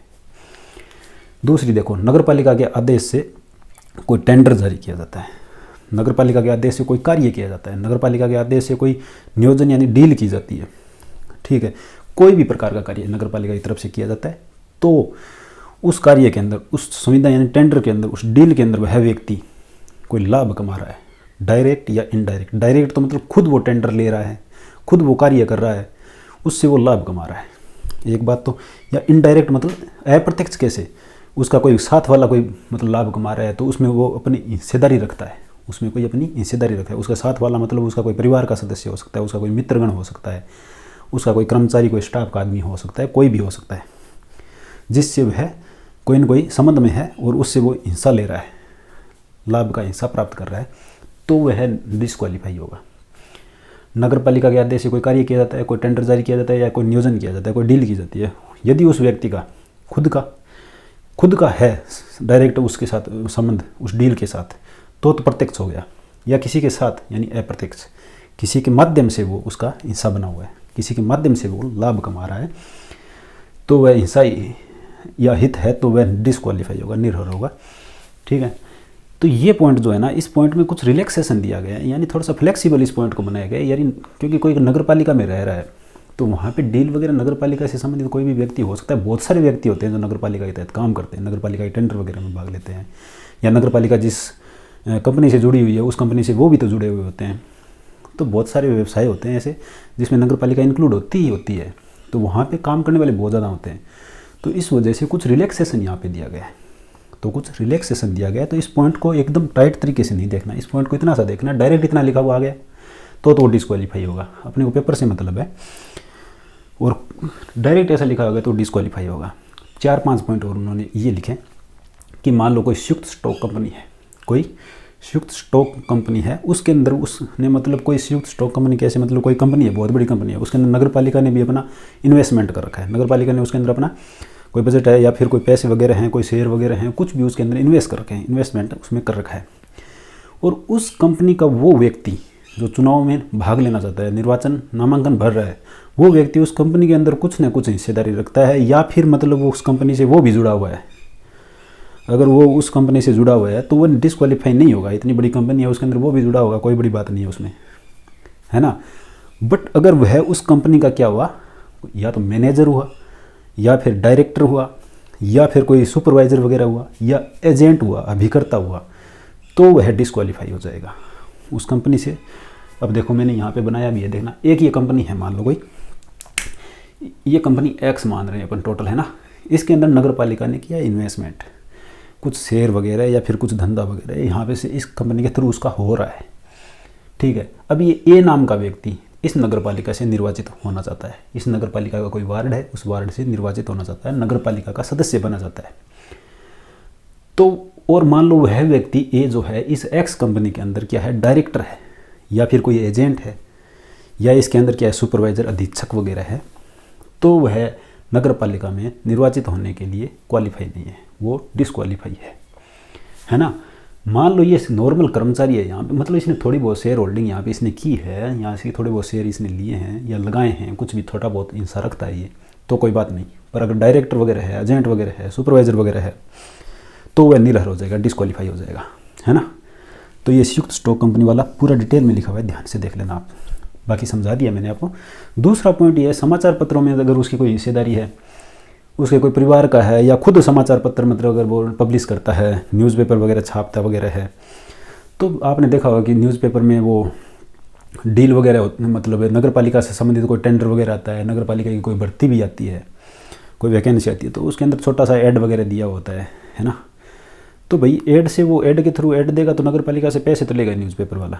अब कोई न्यूज़पेपर छापता है, कोई व्यक्ति, बहुत सारे होते हैं उसके अंदर काम करने वाले, तो भाई वहाँ से वो थोड़ा बहुत लाभ कमा रहा है तो कोई बात नहीं, उस पे ये जो निरर्थता है वो लागू नहीं होगी, वो यहाँ पे फ्लेक्सिबल हो जाता है मामला, तो वो उसको यहाँ पे रिलैक्सेशन मिल जाता है। तो ऐसा छोटा मोटा लाभ वो कमा सकता है, समाचार पत्रों में ऐड वगैरह दे रहा है, हिस्सा कमा रहा है, लाभ कमा रहा है, जो भी कर रहा है वो तो कर सकता है। तीसरा है उधार में डिबेंचर वगैरह धारण करता है। और एक पॉइंट और था यहाँ पे, मैंने लिखा नहीं, वो था कि स्थावर संपत्ति वाला मामला था। स्थावर मतलब खुद की संपत्ति उसकी है, कोई प्लॉट वगैरह है, उसने नगर पालिका को बेच रहा है, या फिर कोई और चीज़ अलग चीज़ है वो नगर पालिका को बेच रहा है, वो खुद की संपत्ति है, उसकी निजी संपत्ति है, तो ठीक है, वो संपत्ति वगैरह नगर पालिका उसे खरीद सकती है ना। तो वो स्थावर संपत्ति से रिलेटेड जो चीज़ें हैं वहाँ पे हिस्सा वगैरह कमाता है, लाभ वगैरह कमाता है, तो वो यहाँ पे इस उपबंध के तहत डिस्क्वालीफाई नहीं होगा। ये बात भी आप ध्यान में रखना। और एक चीज़ ये लिखिए कि कोई वस्तु का व्यापार करता है, मान लो, है ना, कोई वस्तु बेचता है, वो कोई मतलब दुकानदार है, वो कोई वस्तुएं बेचता है। अब उसने एक नगर पालिका के छोटी मोटी डील कर ली उसने, और उसको वो सामान बेच रहा है नगर पालिका को, नगर पालिका के अंदर उसकी बेंच वगैरह जा रही है, या फिर मतलब कोई पेंट वगैरह करवा रहा है तो पेंट वगैरह जा रहा है वहाँ से, या फिर जो भी है मतलब ये ट्यूबलाइट वगैरह लगती है, ये चीज़ें सप्लाई कर रहा है वहाँ पे, कोई भी सामान वो बेच रहा है। अगर बेच रहा है ना, तो वो अगर मिनिमम मूल्य पे बेचेगा, मिनिमम विक्रय मूल्य पे दे रहा है, तो कोई दिक्कत नहीं है। और वो मिनिमम मूल्य कितना होगा ये निर्धारित कौन करेगी? नगर पालिका करेगी, कि भाई इतने मूल्य तक तुम दे सकते हो तो दे दो। तो अगर वो दे देता है उस मूल्य पर, तो वो ये व्यापार वो कर सकते हैं नगर पालिका के साथ, तो वो इस उपबंध के तहत डिस्क्वालीफाई नहीं होगा, है ना। और नगर पालिका जो मूल्य निर्धारित करेगी उस मूल्य पर ही देना पड़ेगा उसको, तब तो वो डिस्क्वालीफाई नहीं होगा। खुद का मूल्य करता है तब वो डिस्क्वालीफाई हो जाएगा। और कोई देने वाला नहीं है सामान, मतलब पैंट लेने गए तो उसके पास वो रंग वगैरह साफ से बढ़िया मिलता है, नगर पालिका वहीं से लेना चाहती है। अब वो अड़ गया कि नहीं भाई मैं इस डील को मतलब इतने रुपए तक ही रखना चाहता हूँ, आप जो मूल्य निर्धारित कर रहे हो उस मूल्य में मैं ये कलर जो आपको पैंट वगैरह की बाल्टी है वो आपको नहीं दे सकता, मैं तो नहीं दे सकता, तो वो इसके अंदर आ जाएगा। मतलब उसने एक बढ़िया वाली प्रॉपर वाली डील करी है उसके साथ, है ना। तो ये वाली नहीं रहेगी। मिनिमम मूल्य पर जो नगर पालिका निर्धारित करती है उस मूल्य पर अगर वो वस्तु दे देता है, उस वस्तु का व्यापार करता है नगर पालिका के साथ, तो वह डिस्क्वालीफाई नहीं होगा। और जो नगर पालिका है ना, जो मूल्य निर्धारित करेगी वो राज्य सरकार से मंजूरी के बाद में करती है। ये भी ध्यान में रखना आप। ये प्रश्न आ सकता है किसकी मंजूरी से मूल्य नियमित किए जाते हैं, यानी निर्धारित किए जाते हैं? नगर पालिका द्वारा, तो राज्य सरकार की अनुमति से। अच्छा, कोई वस्तु को भाड़े पर देता है या फिर भाड़े पर लेता है थोड़े समय के लिए नगर पालिका को देता है भाड़े पे, और भाड़े पे लेते देते समय जो मूल्य है भाड़े का 2000 से 5000 रुपये तक का होता है तो चलता है, वो इस उपबंध के तहत निर्भर या डिस्क्वालीफाई नहीं होगा। तो ये उम्मीद करता हूँ आपके समझ में आई होगी पूरी डील वगैरह की, ये टेंडर वगैरह की बात, डील जो भी है, कार्य वगैरह। तो ये मुद्दा आपके समझ में आ गया। ये मुद्दा जो है ये कुछ उदाहरणों के लिए थोड़ा सा रिलैक्सेशन देता है, तो ध्यान रखना इसको। एक है विधानसभा चुनाव में निरहर व्यक्ति। इसमें ये मैंने इसलिए लिखा है, मतलब कोई व्यक्ति है जो विधायक का चुनाव लड़ना चाहता है ना, विधानसभा का सदस्य बनना चाहता है, विधायक पद पे जाना चाहता है, और वो वहाँ पे निर्वाचन के लिए नामांकन करवाता है।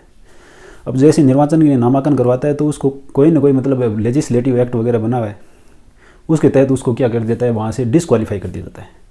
अगर वो वहाँ से उस टाइम डिस्क्वालीफाई हो गया ना, तो यहाँ पे नगर पालिका जो चुनाव हो रहे हैं ना उसके अंदर स्वतः ही डिस्क्वालीफाई हो जाएगा। तो जो विधानसभा चुनाव में डिस्क्वालीफाई व्यक्ति है वो यहाँ पे स्वतः ही डिस्क्वालीफाई हो जाएगा। ये बात भी आपको ध्यान में रखनी है। इसके अंदर एक पॉइंट ये लिखा है, एक मुद्दा है जो एज वाला। मान लो नगर पालिका वो एमएलए का चुनाव लड़ने गया, वहाँ पे वो निरहर इसलिए हो गया क्योंकि वो दिवालिया था या विकटचित था। तो ये मुद्दे, बहुत सारे मुद्दे हैं, जिस तरह से इसमें जितने मुद्दे बन रहे हैं उतने मुद्दे वहाँ पे भी बनते हैं। तो वो किसी भी मुद्दे पे डिस्क्वालीफाई हो गया।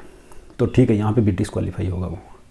बट अगर वो उसकी एज वाले क्राइटेरिया को लेकर उसको वहाँ पे डिस्क्वालीफाई किया गया है। अब चंदू जो था वो एमएलए का विधायक बनने के लिए जो निर्वाचन बनने गया, उसकी एज उस टाइम 23 वर्ष थी। अब आपको पता है विधानसभा का सदस्य बनने के लिए एज कम से कम 25 वर्ष होनी चाहिए। अब वो 23 वर्ष का था चंदू, तो वहाँ पे डिस्क्वालीफाई हो गया। वहाँ पे क्या हो गया, डिस्क्वालीफाई हो गया। पर वह यहाँ पे डिस्क्वालीफाई इस वाले मुद्दे को लेके एज वाले क्राइटेरिया से अगर उसको वहाँ पे डिस्क्वालीफाई किया गया है तो यहाँ पे उसको डिस्क्वालीफाई नहीं माना जाएगा। ये मुद्दा छोड़ के बाकी कोई भी डिस्क्वालिफिकेशन उसके अंदर है जिसकी वजह से उसे यहाँ पे विधानसभा चुनाव में निर्वाचन के लिए डिस्क्वालीफाई किया गया था, तो वह यहाँ पे भी डिस्क्वालीफाई होगा, एक्सेप्ट एज वाला मुद्दा। तो उसकी एज 21 वर्ष मानते हैं, यहाँ पे 23 वर्ष है, इसलिए वो क्वालिफाई हो जाएगा। तो ये 3 पॉइंट विशेष पॉइंट के तहत आते हैं, आप इनको ध्यान में रखना। अभी अपन 3 अन्य पॉइंट और देख लें। 3 अन्य पॉइंट के अंदर एक तो वो दिवालिया वाला बात है, उसमें एक विकर्चित वाली बात है, एक वो संतान वाला मैटर है कि 2 से अधिक संतान नहीं होनी चाहिए। वो तीनों मुद्दे अभी अपन देखते हैं। वो 3 अन्य पॉइंट पढ़ने के बाद में अपन इसके टोटल 19 पॉइंट एक साथ देख लेंगे फटाफट से, ठीक है ना। तो ध्यान से देखना आगे वाले 3 मुद्दे। अब ये 3 अन्य पॉइंट देखेंगे अपन, है ना। 3 पॉइंट कौन कौन से न्यारे अलग पॉइंट है तो अन्य पॉइंट की श्रेणी में आते हैं। वो एक तो दिवालिया घोषित कर दिया गया या विकर्चित घोषित कर दिया गया हो। दिवालिया विकर्चित मतलब या तो कोई मतलब दिवालिया तो कौन घोषित करता है, सक्षम न्यायालय जो होता है वो घोषित कर देता है। विकर्चित कोई मेडिकल बोर्ड के द्वारा घोषित किया जाता है, बाद में न्यायालय उसको कर देता है, सर्टिफाई कर देता है कि हाँ ठीक है विकर्चित है, ये मानसिक स्थिति इसकी सही नहीं है, इस वजह से निर्वाचन में भाग नहीं ले पाएगा, डिस्क्वालीफाई है। ये भी डिस्क्वालीफाई है। दोनों पॉइंट्स पहले से जानते हो आप, कोई मोटी बात नहीं है इसमें। तीसरा पॉइंट है 2 से अधिक संतान नहीं होनी चाहिए। वो 2 से अधिक संतान कब से कैलकुलेट करेंगे, वो करेंगे कोई संतान जन्मी है 27 नवंबर 1995 के बाद में। 27 नवंबर 1995 के बाद में जन्मी हुई संतानों को कैलकुलेट किया जाएगा। उससे पहले जन्मी हुई संतानों पे ये उपबंध लागू नहीं होता है 2 से अधिक संतान वाला। 2 से अधिक अगर किसी की संतान है 27 नवंबर 1995 के बाद में तो वह डिस्क्वालीफाई होगा। अपन निर्हरता ही तो पढ़ रहे हैं, ठीक है। तो 3 पॉइंट ये हैं। अभी इस 2 से अधिक संतान में 2-3 पॉइंट अलग से दिए हुए हैं, वो देख लो एक बार। नॉर्मल पॉइंट है, दिव्यांग संतान इंक्लूड नहीं की जाएगी। दिव्यांग संतान इंक्लूड नहीं की जाएगी, बट वो दिव्यांग होने किस मुद्दे पे चाहिए होने, मतलब दिव्यांगजन अधिकार अधिनियम 1954 का एक अधिनियम है, उसके तहत वो दिव्यांग घोषित किया गया है, उसके तहत उसको दिव्यांग घोषित किया गया है, तो वह दिव्यांग है। और दिव्यांग है तो दिव्यांग संतान को इन 2 संतानों के अंदर उसकी गिनती नहीं की जाएगी। मान लो 3 संतान है किसी के, जिसमें से एक दिव्यांग है, तो वह क्वालिफाई है डिस्क्वालीफाई है, तो वह क्वालिफाई है क्योंकि उसके 2 संतानें हैं। एक जो दिव्यांग है उसको कैलकुलेट नहीं किया जाएगा, उसको उसके अंदर इंक्लूड नहीं किया जाएगा। पहली बात तो ये। एक दूसरी बात यह है कि एकल प्रसव से जन्मी संतान, मान लो ट्विंस पैदा होते हैं एकल प्रसव से, एक बार में 2 बच्चों को जन्म देती है कोई, तो उसके जो संतान, दोनों संतानों को उसमें कैलकुलेट नहीं किया जाएगा, उसमें सिर्फ एक संतान को कैलकुलेट किया जाएगा, उसको एक ही संतान गिना जाएगा। चाहे उस संतान से उसके 3 बच्चे पैदा हो रहे हैं तो भी उनमें से सिर्फ एक ही बच्चे की गिनती की जाएगी, ठीक है। तो उसमें तीसरा पॉइंट दिया दत्तक संतान को नहीं गिना, अच्छा दत्तक संतान को गिना जाएगा। दत्तक संतान गोद लिया हुआ कोई पुत्री या पुत्री है उसको गिना जाएगा। तो ये 3 पॉइंट इसमें एडिशनल है, इसके साथ में याद रख लेना। और जो कैलकुलेशन होगी वो 27 नवंबर 1995 के बाद में होगी, इसमें कोई बड़ी मुश्किल बात नहीं है। तीनों पॉइंट इजी पॉइंट है, ठीक है ना। अब देखते हैं अपन एक बार, है ना, जो टोटल अपने कितने पॉइंट पढ़ लिए, 19 पॉइंट पढ़ लिए अपन ने, टोटल 19 पॉइंट पढ़े हैं। 19 पॉइंट का अपन एक बार ब्रीफ रिवाइज कर लेते हैं, उसको एक बार ध्यान से देखना है ना। 1 सेकेंड। अच्छा, 19 पॉइंट अपन एक साथ देखते हैं। कितने पॉइंट थे, 19 पॉइंट थे। 19 पॉइंट थे, 19 के 19 पॉइंट अपन एक साथ में देखते हैं, है ना।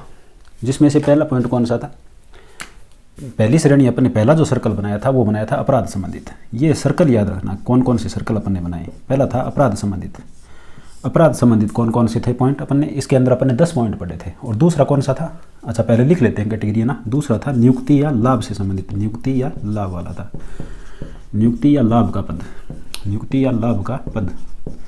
दूसरा पॉइंट ये था। तीसरा पॉइंट कौन सा था, विशेष पॉइंट थे, 3 विशेष पॉइंट थे, 3 विशेष पॉइंट थे। और चौथी कैटेगरी थी अपनी 3 अन्य पॉइंट, 3 अन्य पॉइंट, ठीक है ना। तो इस प्रकार से 4 सर्कल बनाए थे। इसके अंदर 10 थे और इसके अंदर 3 थे, 3 थे, 3 थे, 9 तो ये हो गए और 10 उसके अंदर हो गए। तो अपने टोटल 4 सर्कल बनाए थे। उसमें से जो पहला सर्कल है अपराध वाला, उसके अंदर अपन देखते हैं कौन कौन से पॉइंट थे। उसके अंदर 10 पॉइंट थे। तो पहला पॉइंट कौन सा था, पहला देखा था मतलब अपन ने सक्षम न्यायालय से संबंधित, सक्षम न्यायालय वाले 3 पॉइंट थे। सक्षम न्यायालय में 3 पॉइंट कौन कौन से थे, जिसमें से पहला पॉइंट कौन सा था, सक्षम न्यायालय से संबंधित पहला पॉइंट कौन सा था, सक्षम न्यायालय से संबंधित पहला पॉइंट मान लो अपन कोई मतलब उसने अपराध किया, नैतिक अधमता की है उसने, नैतिक अपने यहाँ पे स्टार्टिंग पढ़े थे नैतिक अधमता या फिर कोई अन्य अपराध उसने किया था और जिसके लिए उसे कितने माह 6 माह या उससे अधिक की सज़ा हुई थी, 6 माह या अधिक की सज़ा उसे हुई थी, ये पढ़ा था अपन ने। तो इसमें ये प्रावधान था कि 6 माह या उससे अधिक की कोई मतलब सज़ा काट के आया तो उसके बाद में 6 वर्ष तक वो, इसमें ये था 6 वर्ष बाद ही वे निर्वाचन में भाग ले सकेगा। पहली बात तो पहला पॉइंट ये था। दूसरा पॉइंट ये था जघन्य अपराध वाला, दूसरा पॉइंट था जघन्य अपराध यानी 5 वर्ष या उससे ज़्यादा की सज़ा, 5 वर्ष या उससे ज़्यादा की सज़ा के लिए वो अंडर ट्रायल चल रहा है। क्या चल रहा है, विचाराधीन मामला चल रहा है, अंडर ट्रायल चल रहा है। तो अंडर ट्रायल चलते हुए वह निर्वाचन में भाग नहीं ले सकता, वो निर्भर होगा यानी डिस्क्वालीफाई होगा।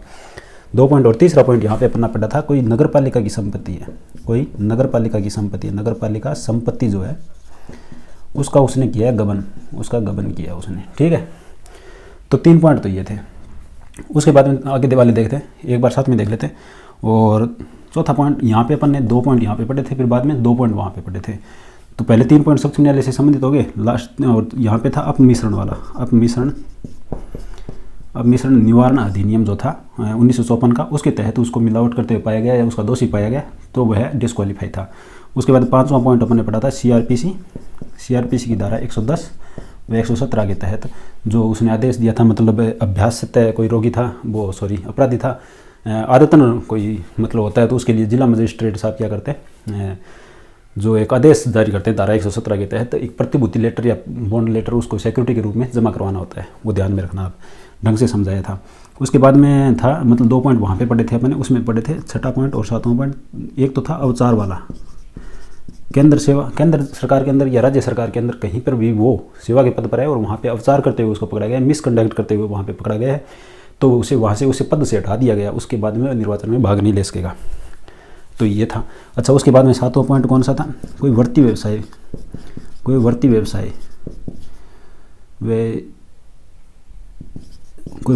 में लिप्त था, मतलब जो व्यवसाय गवर्नमेंट के द्वारा विवर्जित था यानी बैन था, उसके अंदर वो फिर करता हुआ पाया गया, उसमें दोषी पाया गया था, तो ये 7वां पॉइंट था।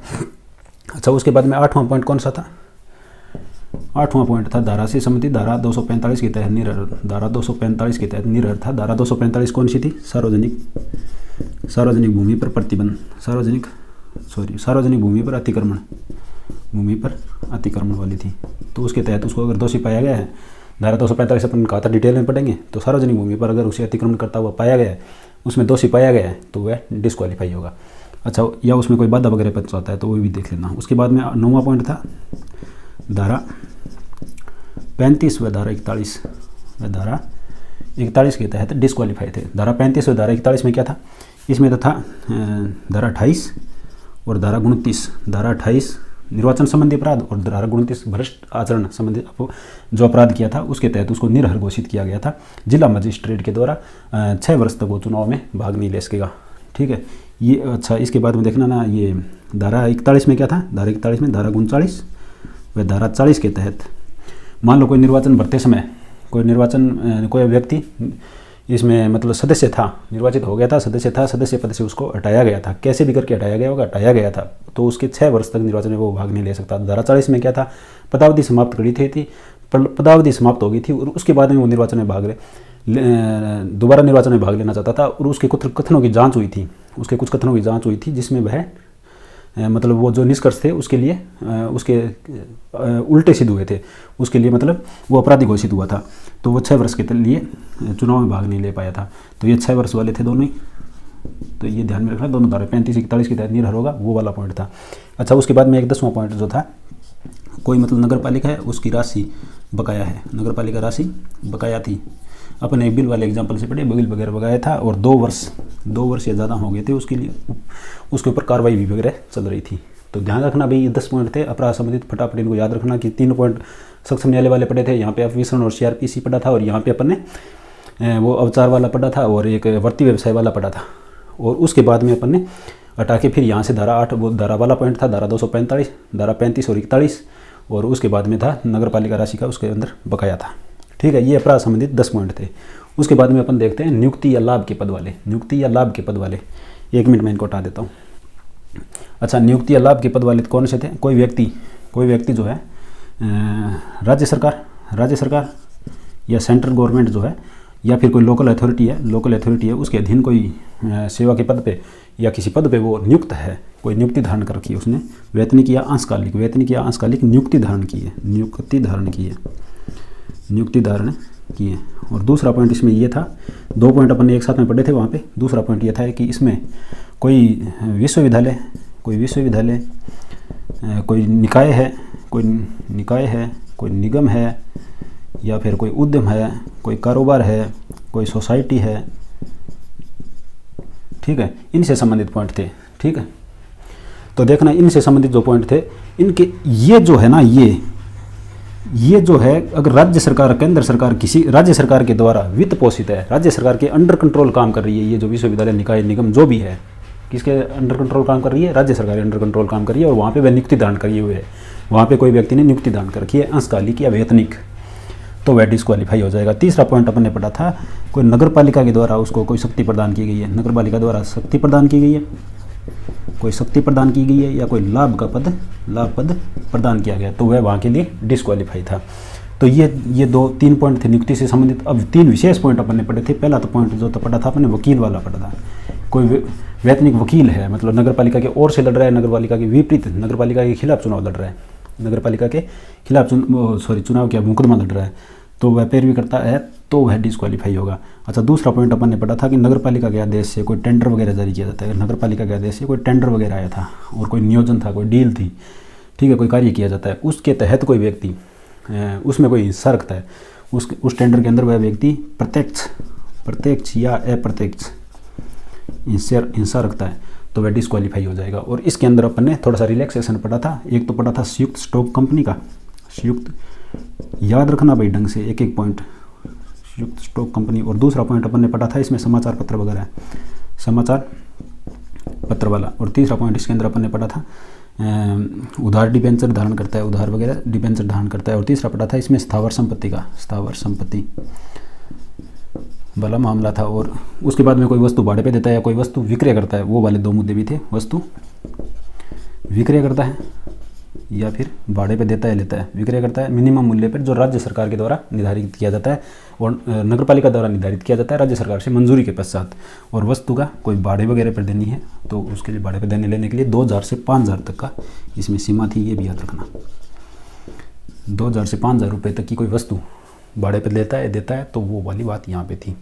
तो 3 विशेष पॉइंट के अंदर अपन ने, अच्छा इसमें एक और था, इसमें तीसरा पॉइंट जो था, इसके अंदर तीसरा पॉइंट जो था एमएलए का, जो एमएलए निर्वाचन से संबंधित था कि एमएलए निर्वाचन में नामांकन में वो डिस्क्वालीफाई हुआ है, तो यहाँ पे स्वतः ही डिस्क्वालीफाई हो जाएगा। बस एक पॉइंट छोड़ना था इसमें, एज वाला क्राइटेरिया छोड़ के।